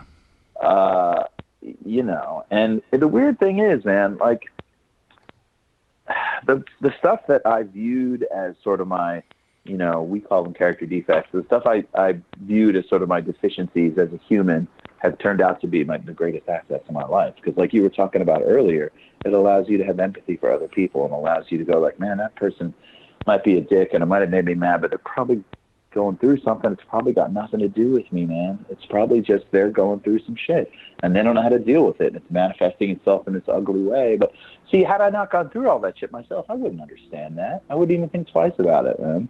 Yeah. Yeah. Well, man, I generally wind these things up with what has historically been 8 questions and just recently became 9 questions Oh, okay. that are sort of modeled loosely on the Bernard Pivot is a French radio host whose questions are what they end the actor's studio with. But I got my own Oh, questions. So sure. Yeah, yeah, yeah, yeah. yeah. So if you're ready for that, we can jump in. Okay. What's the fondest memory of a meal that you've had that you have? Of a meal that I've had? Yeah, yeah. Hmm. Well, I remember going to a friend's house when I was probably 9 or 10 to go Mm-hmm. have dinner and like there's a sleepover or whatever. And I don't want this to reflect poorly on my parents, but I remember his parents were at dinner had like water or milk or something to drink, and it struck me as really odd. I was like, his parents aren't drinking. I was like, are they not adults? Like, well, I don't. It was the first time in my life that I remember going, weird. The adults aren't drinking. I don't think they were alcoholics. I think they were just normal people who didn't drink at every fucking meal of their life. You know, so I remember thinking like, this is different. So it wasn't about the food really per se. It was just, I still remember it, man. It's 35 years ago, you know, and I was just like, what? So that was, I don't know if pleasurable is the right word or not, but I remember it being different to me and interesting. Mm-hmm. Were your parents wine people? My dad was. My Mm-hmm. mom pretty much would just drink because he was drinking and they were married, and she just kind of did what he did. He was a lot older than her, but yeah, they drank beers. They did cocktails like in the blender and drank wine and Yeah. all that every day. Yeah. I mean, it killed my dad, man. There's no way around that. I can say like, oh, it was this, that, and the other, but I mean, he had 3 heart attacks. His Oof. third one is the one that killed him, and that's just drinking, man. I mean, come on. That's what it is. Yeah. Second question. What's the most frightened you've ever been? When I got hit in that accident, I thought I was going to die. Yeah, I remember just waking up with the jolt and just screaming on a loop, you know, and just like a baby, and then like going and just getting enough air in my lungs to scream again, you know. And I remember I was fucking terrified, man. How fast do you think the driver was going when they hit you? I mean, it was on the interstate, so I would imagine 55 plus. I don't really remember the actual report or whatever. And so did you go down the shoulder into the highway or off the Yeah, road? I was off the road entirely, and then it pushed my car down the road a piece from the impact. Yeah, and then down. You're in the driver's seat. I was sitting in the driver's seat, but I was lying over sideways with my head on the passenger seat. Uh-huh. I miss that car too, man. I'd love to have another Beetle. What color was it? Yellow. It had punk rock stickers all over it. It was so dope. Was it the Super Beetle or regular Beetle? It was a 74, but like I was so pimped out. Like one of my friends when I was a kid his dad had a Volkswagen garage. And so like me and all my like, you know, skate rat friends when we were kids all had Volkswagens, and like it was tinted and it had a killer stereo in it. It had like a Hurst speed shifter and like a hang 10-foot barefoot gas pedal. And like, I mean, it was badass for a 16-year-old. Oh, are you kidding me? Yeah. Like I was like the coolest kid in school instantly. You know, it was really great. What happened to the guy who hit you? Don't know. I mean, I don't know what his offense, if it was his first offense or second or third or what. He survived. He didn't do any jail time. Yeah, he survived. He did. I mean, he did prison time. I think he was in jail for a couple of days, but he got off, you know, that's how it goes. Yeah. I got a lawyer and everything, but like, and I got a little bit of money, but you know, I'm spending it all on drugs, man. I mean, it's, you know, going to the ATM every day and just depleting it till it was gone, you know? Yeah. Third question, what is the thing in your life that you've lost that you regret losing the most? My early adulthood. My 20s just disappeared, man, you know, and I don't know. Like I said a moment ago, I'm grateful for the hard stuff I've been through because it made me who I am. And for the first time in my life, I like who I am, you know? Mm-hmm. So that's that's definitely who I am. But a lot of times I think like I'm, about 10 years behind most people my age. I made my peace with it, like I don't have kids, I don't have a mortgage, I'm not married, and then I start thinking, do I want those things? Like, I don't know if I do or not. I don't not want them, but I'm sort of putting this stuff on me that the rest of the world is doing. It doesn't mean I have to live my life that way, So I'm kind of bummed out that I wasn't chasing music as hard as I am now when I was, 22 or whatever. But I was just more interested in oblivion than, and honestly, man, when I hear people who are super young singing songs, I could go like, I don't really know if that person means what they're singing, man. They haven't really lived too much of a life yet. I mean, I don't know how they can, not that it has to be tragedy to have some kind of experience, but I just think that you can't really transmit something you don't have, man. So, I think a lot of times when people, maybe respond to the band positively as far as lyrically and stuff, it's because they connect with it on some level. And I refuse to, tell stories. I mean, it's cool that songwriters who do that, but it's not my style, man. Like I have to come from a place of experience. So, otherwise I'm not really comfortable singing something that isn't, that isn't like my personal experience. So I'm bummed that I missed out on that, but also it gave me a lifetime worth of stuff that I can always tap into whenever I want to. Yeah. You can't tap into it when you're in it. When people are like, use that depression for your creativity. It's like, you don't understand depression, man. Right. It shuts you down, dude. You can only use that when you're in a healthy place and you can reflect on that. But if you're in it, forget it, dude. It's time for some Oreos and some Netflix and fuck the world or whatever. Right. You know what I mean? Like, it's just not how it works, man. Yeah, if this isn't happening in my bed, it's not happening. Yeah, for sure. Yeah. Tell me about a time you received an act of kindness from a stranger. Well, when I was in St. Jude's, this guy came up to me, and he's the guy I ended up getting sober with, and he was just some guy, and I didn't understand why he was being nice to me. I was like, what is going on here? I didn't understand how the whole thing worked. And, doing that and going through what we go through, like I said a moment ago, also saved my life. And, I, of course, do that now, too, because it's a big part of it is giving what's been given to you. So I'm always giving, new guys my phone number, and usually they don't even call you, but if they do, I'm there, and I'm meeting with a guy tomorrow night, actually at 8:00 Tuesday night. I moved band practice to tonight so I could meet with this guy on Tuesday night. So that kind of stuff, I didn't realize that he was benefiting from helping me. Yeah. Which is one of the many paradoxes of this whole deal. And I know now from my personal experience that I'm the one who gets to feel good, even though I'm going through them, because, you get outside of yourself and you do something that's on the outside, a selfless act that ends up helping you and making you feel better about yourself. It's really strange, It's this paradox. I mean, Well, I think it's the secret that nobody talks about. It's like one of the reasons that the ultra wealthy are so miserable, and that so many of us who sort of live hand to mouth have a pretty high standard of joy, just because, I mean, we live this life as a community, Right. And right. It's like super rich people don't tip very well. Same thing. Right. They just don't, man. They're caught in their bubble. Yeah, it's weird. It's a fear-based life, so if someone's going to take this away from me. Yeah. And I would be in treatment with dudes who were like, okay, and these are, a dude who maybe was smoking crack or something. He's like, I'm not going to smoke crack. I'm going to, I'm going to become a vegan.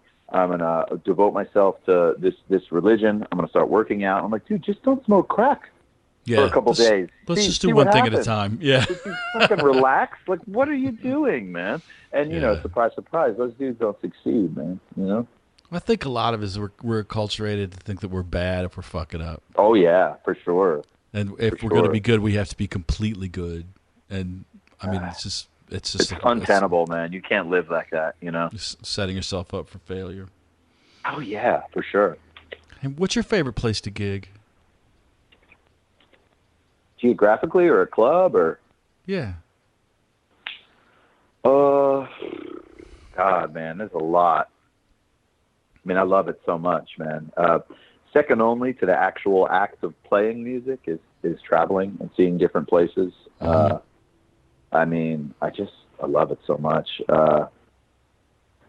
Well, I like going places where they want us to be there. I mean, I've Mm-hmm. played a lot of shows where you get there and the staff or the whatever the venue act like they're doing you a favor for opening the doors, for unlocking the door, and it's like, what the fuck? It's like, we're on the same team here, right? We're on the same show tonight, or we're working different shows, or Yeah, not yeah.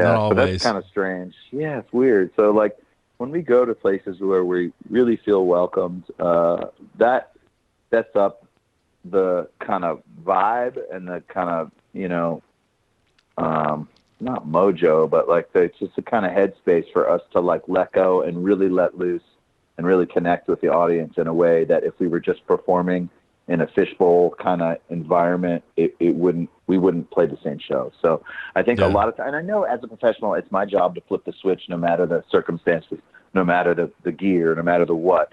So, I mean, I think we're always able to perform at a high level, but I think we're able to perform at a more loose, not real, but and not sincere, but a more sort of give and take kind of way when we let our guard down. And we let our guard down when we feel safe and we feel loved and welcomed, you know. So Mm-hmm. when we have experiences like that, I think our shows just pop off hard, you know. I mean, I remember having we played in Norway last year at this club.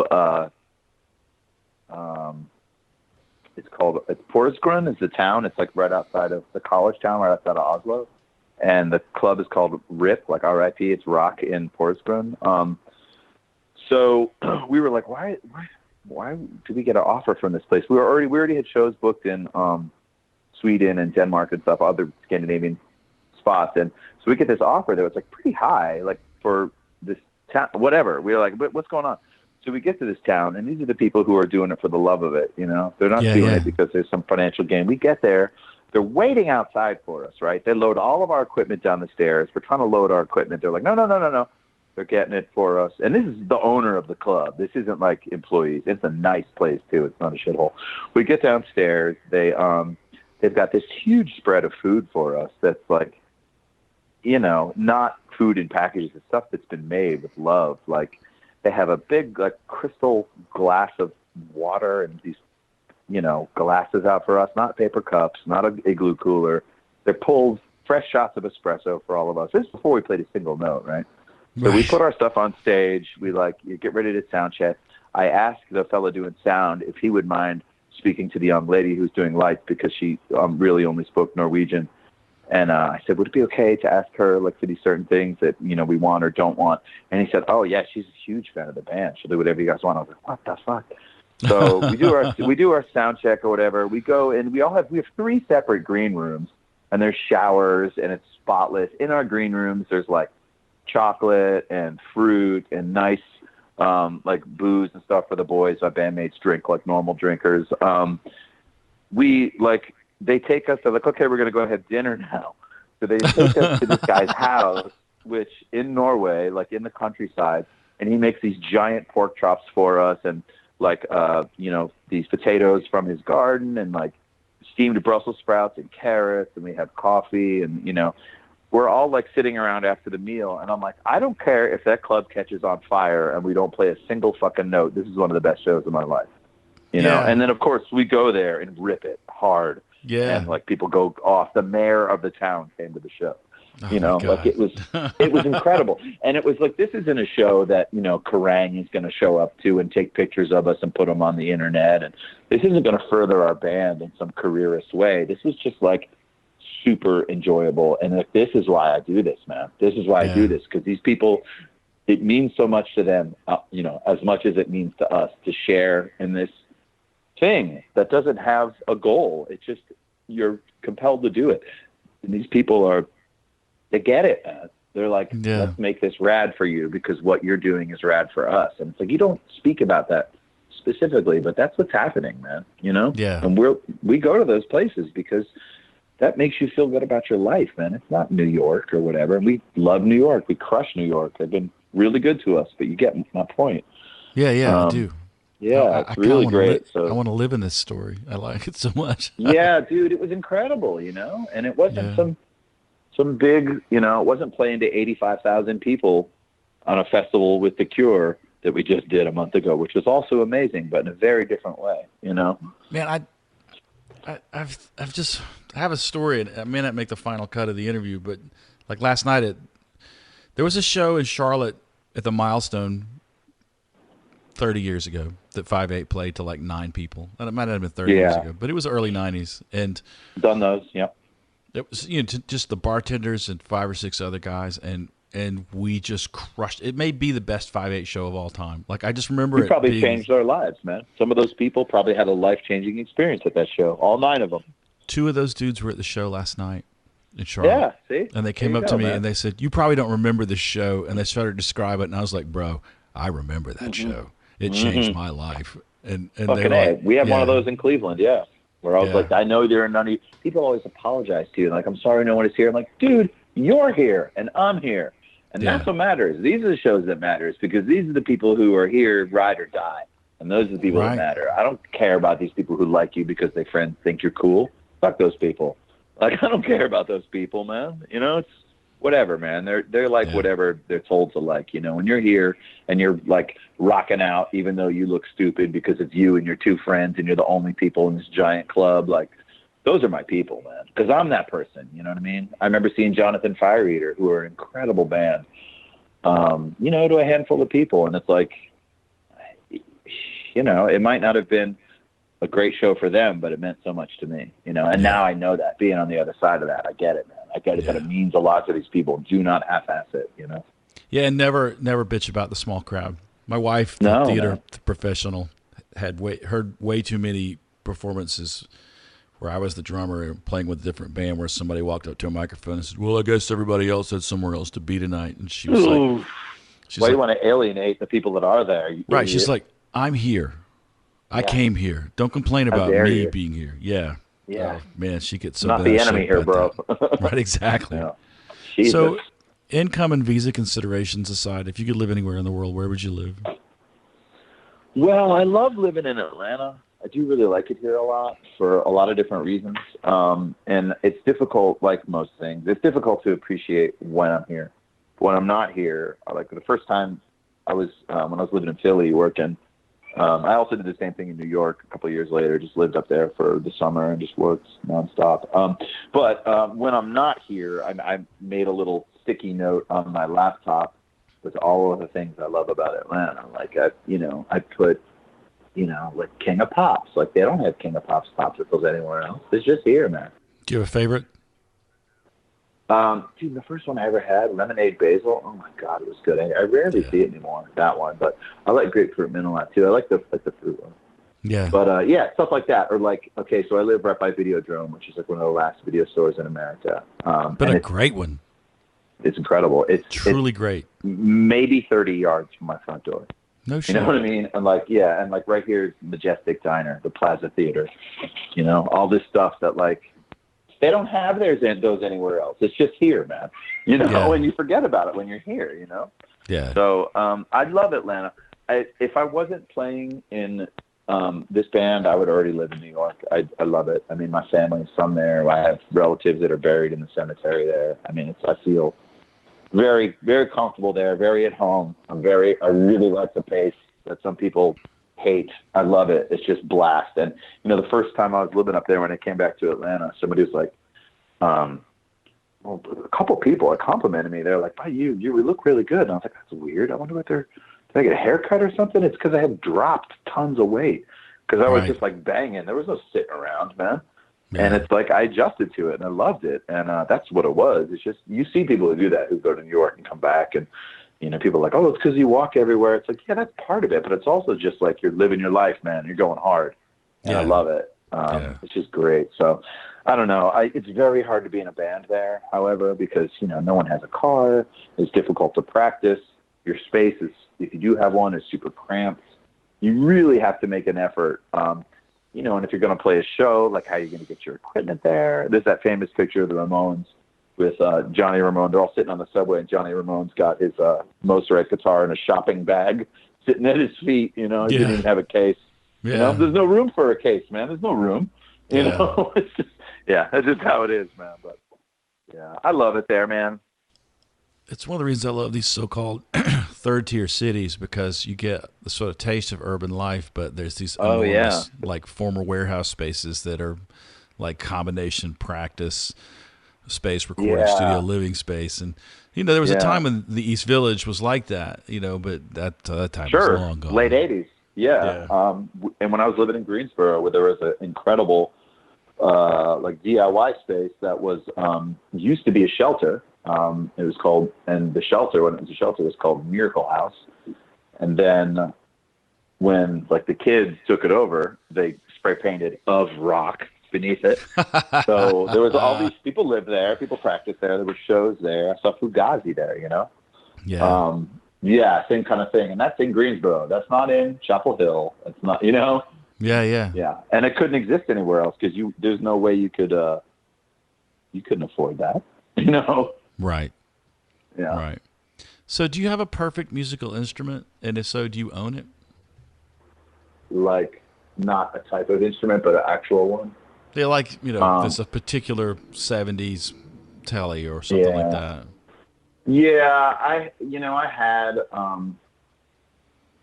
had a guitar that was stolen from me that remains my favorite guitar I've ever owned, and such a drag, man. I loved it. It's one of the first kind of guitars that I identified with, because when I was a kid, I had like a what do you call it? Like a super strat, like a shredder kind of guitar. Yeah. That's there's a Scallop Kramer frets. guitar. It was kind of like, it wasn't that bad, but it was like Yeah.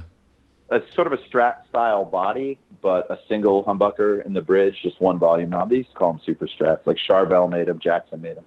This is a Kramer. I loved Van Halen when I was a kid, before I got into like skating and punk and stuff like that. And I still love them now as an adult. But so that's all I had. And then I got a Les Paul when I was a teenager. I saved up all this money to buy a car, but then I bought a nice guitar instead of buying a car with that money. Yeah. So I had this Les Paul, but I never really connected with it because it was always sort of it's sort of a Cadillac kind of guitar, and like that has its place, but it's not really how I play, and it's not really like, I don't know. I'm not a finesse guitar player, and that's sort of a finesse instrument. So I never really connected with it. When I got in that wreck, though, I got a little bit of money from my car and from the stuff that got ruined in it, and I went up to Green Shift Music, which is a music store up in Tampa, or relative to Atlanta, down in Tampa, but relative to Marco Island, up in Tampa. And I got a 1964 Daphne Blue Fender Mustang, which 64 is the year.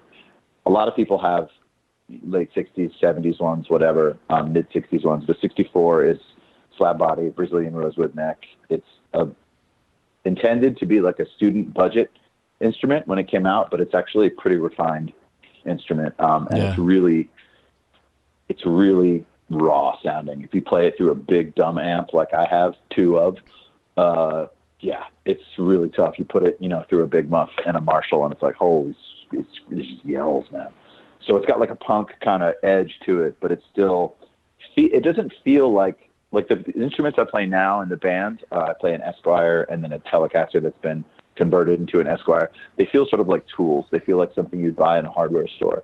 Right. The Mustang felt more like not an instrument, because that's sort of what a Les Paul felt like to me, but more like a museum piece. It felt like it had like an old book or something, It was really cool. And it was stolen out of the back of my friend's car, so gone forever. Yeah. Well, that's funny, because the next question, which is the newest question, is there an instrument that you either sold or was taken from you that you missed, you wish you could have back? It sounds There's like so many. Obviously, that one for sure. I mean, that goes without saying. And I saw it in Guitar Center once. Whoever had stolen it, and it was, I didn't have the money to buy it. So, God, when Black Box, there were two Black Box practice spaces in Atlanta. Mm-hmm. There was a small one that we practiced at, and then we moved to the big one. And the big one closed, and the fella who owned it had some sort of problems. I don't know if they were drug-related or mental health or both, but he committed suicide. After he committed suicide, the place went to whomever was his next of kin or whatever, and they went through some of the rooms and cleaned them out. So I got a lot of gear stolen at once. This is probably late '90s. So at that time, I had wait. guitars. Whoever got the master keys to Black Box just went and stole gear from people randomly? Oh yeah, absolutely. It happened to a couple bands. I mean, I couldn't clean out the whole thing. There's not enough trucks, I didn't know this drive story. one truck. Yeah, man. So it wasn't him. It was after he had killed himself. So it was like in the next couple of days. Yeah. And then a couple of days after that, it closed, said, everybody get your shit out. But my shit was already gone. So I lost a lot of gear that time. That sucked. I sold a lot of guitars for my addiction, I had a 1972 Telecaster Custom that I loved. It's a black on black. It's got like the toggle switch on the upper bouts, 2 volume, 2 tone, sort of like a Les Paul style layout, and then a single coil in the bridge and a 3 saddle old style bridge, and then a humbucker in the neck. Just a beautiful guitar. I think I sold that to Clark Music, which is an old Atlanta music store that's no longer here. I remember Clark. I think I got $500 for it. If you look up a 72, I'm not in front of my computer, but if you look up a 72 Telecaster Custom on Reverb or whatever, they're probably $5,000 now. Yeah. But it ain't really about the money, man. I just rather have it. You know what I mean? I don't really care how much it's worth. I like to play it. I'm not a collector. Same thing with records. Like, I have a shitload of them and a shitload of pedals, but like, I'm not collecting them because of my precious. I want to use them, Yeah. There was a minute there where I had every drum set I'd ever owned a couple of years ago. And that felt pretty good on one hand, but I was also paying a lot of money to store them all. And and then I stumbled into this kit that I play now. That's my main kit. And I'm just like, this is the one I need. I'm getting rid of a bunch of them right now. So, dude, the main guitar playing the band is a guitar. It's a Mexican Fender, and almost every single thing on it's been replaced. Not out of, tinkering, but just because they break, and it's like not a air quote nice guitar, but it smokes any other guitar I have for that band, like I don't know why. I think it's a combination of things. That's another function of living in New York for periods. I come back to Atlanta. I'm like, why do I have all this stuff? Yeah, no, definitely. What is, right. It isn't about need. It's about want. And people say you don't need all that. Like, you don't need all those pedals. It's like, no shit. I want all of them, man. Like, it's for me, Right. But yeah, it's strange. Like with clothes or with books or whatever, records, why do I have 2 stereos? I don't need 2. I barely need 1, Yes. No, it's true. Strange. I think that... And guitars are like that. You can only play one at a time, yet I still look at them on the internet every day. All right, last question. If you could imagine a taxi that is not constrained by time or space as we know it, and you got in that taxi and you said to the driver, "Hey man, take me home." Where's that taxi going to take you? Where's home? I'd like to talk to my dad again. Because he passed away when I was real young, and like, I don't know. I think he'd be proud of me. Yeah. Yeah, I had to stop talking there because it made me a little emotional. But no, it's okay. We can sit in silence if we need to. That's part of the thing, Yeah, dead air. That makes for good pod. No, it's okay. I just feel like, he was an artist, and I think like he had a pretty full life before he met and married my mom and had us. And, he was an interesting guy. He was in World War II. He was a lot older than my mom, like I said. He was like a boxer when he was younger. He's an interesting guy, yeah, I don't know. And a lot of times, like in my life, I don't have, in the past, I haven't had like a male role model that I could really go like, hey, what do I do in this situation? Or how do I handle this? Right. And I've found those since then through our oft talked about fellowship. Mm-hmm. And it's great. And I love that. And I'm really grateful for it. But in my life, I haven't really had that. And, I hear guys talking about their dads, and it makes me a little jealous. So yeah, I'd like to talk to him one last time. No, it's funny. My phone just started buzzing, and it's my dad. Oh, no way. Yeah, I'm gonna call him back. Serendipity. Yeah, Yeah, that's there you wild. go. I was just thinking, when's the last time I talked to him? And instantly, my phone started to Yeah. buzz. Yep. So I've been toying with the idea of a 10th question, and I just want to fly it past you, and it may or may not make the final cut of the interview. But on the way home from the gig last night, I was driving, and Dan Horowitz, the bass player, was in the passenger seat of the car, and it was late, and I was tired, and I saw a light in the sky that for a minute I was like, what the fuck is that? And Cool. Yeah. I thought, okay, well, I guess I'm finally going to see one. And then, like, it turned out to be a cell phone tower, and I was just tired. But I thought, man, if I was going to see a UFO, who would I want to see it with? And it definitely, Yeah. like, Dan is in my top 5 because he's such a great guy. But, like, it's an interesting thought. Like, so Yeah. if you were going to see a UFO one night, like, who would be the person you'd want to be in the passenger seat?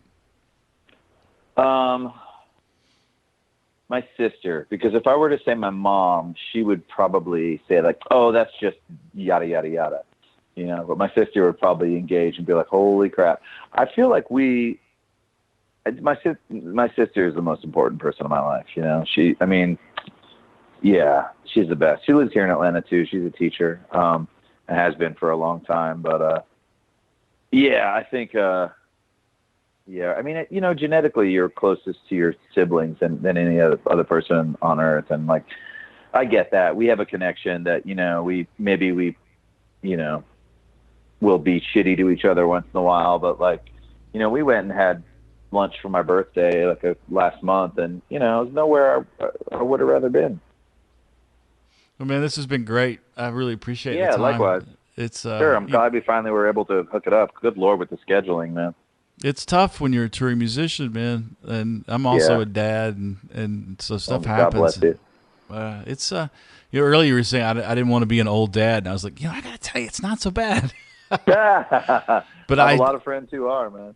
There's definitely days though where I'm like, am I gonna get on the bike today and get some exercise? And I think, oh man, I need to get some exercise. I do not need to Had dive. I met the right woman, or if I do meet the right woman, it's certainly not off the table. It's just, you know, that's really what it is. And, you know, that's why that last breakup was so hard. I thought I had met her, and then you know, started touring a lot and started getting who's this person on, it was this woman rather, on the internet. I'm like, I don't know. I've never met them. They're just liking all my stuff. Like, you know, just the same stuff that's happened before. And I just, yeah. It's not going to work, man, because this is not a temporary thing, you know. Right, this is what I right. do, and it will be what I do from here, you know, on out. So, you know.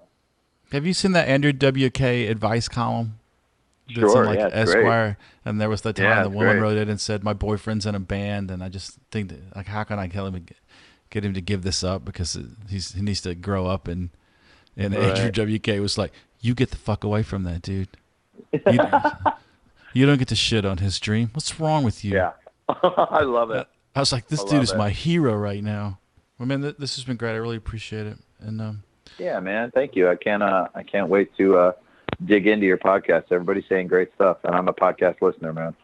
well, I'm really grateful that, like, I had the idea and it things fell into place so quickly. Like, I'm not a big believer in destiny or fate or anything, but like sometimes like a path is cleared for you just by your sheer force of intent. And The idea yeah. is the hard part, man. That's songwriting. It's the same thing. Filling in the blanks, doing the footwork is not hard, dude. Having the idea, giving it form is not difficult. The idea is the hard part. yeah.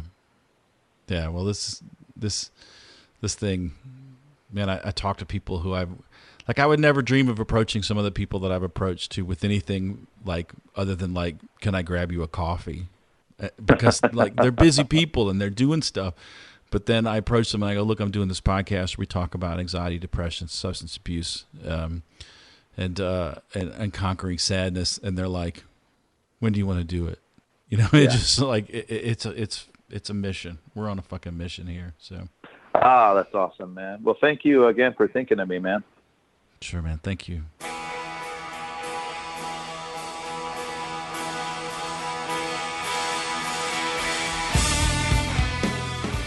All right, man. That was a good talk. That was a lot of good stuff.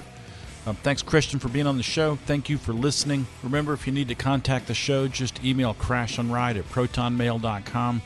Follow us on Twitter, and we're on Instagram sometimes a little, and we're on Facebook a lot.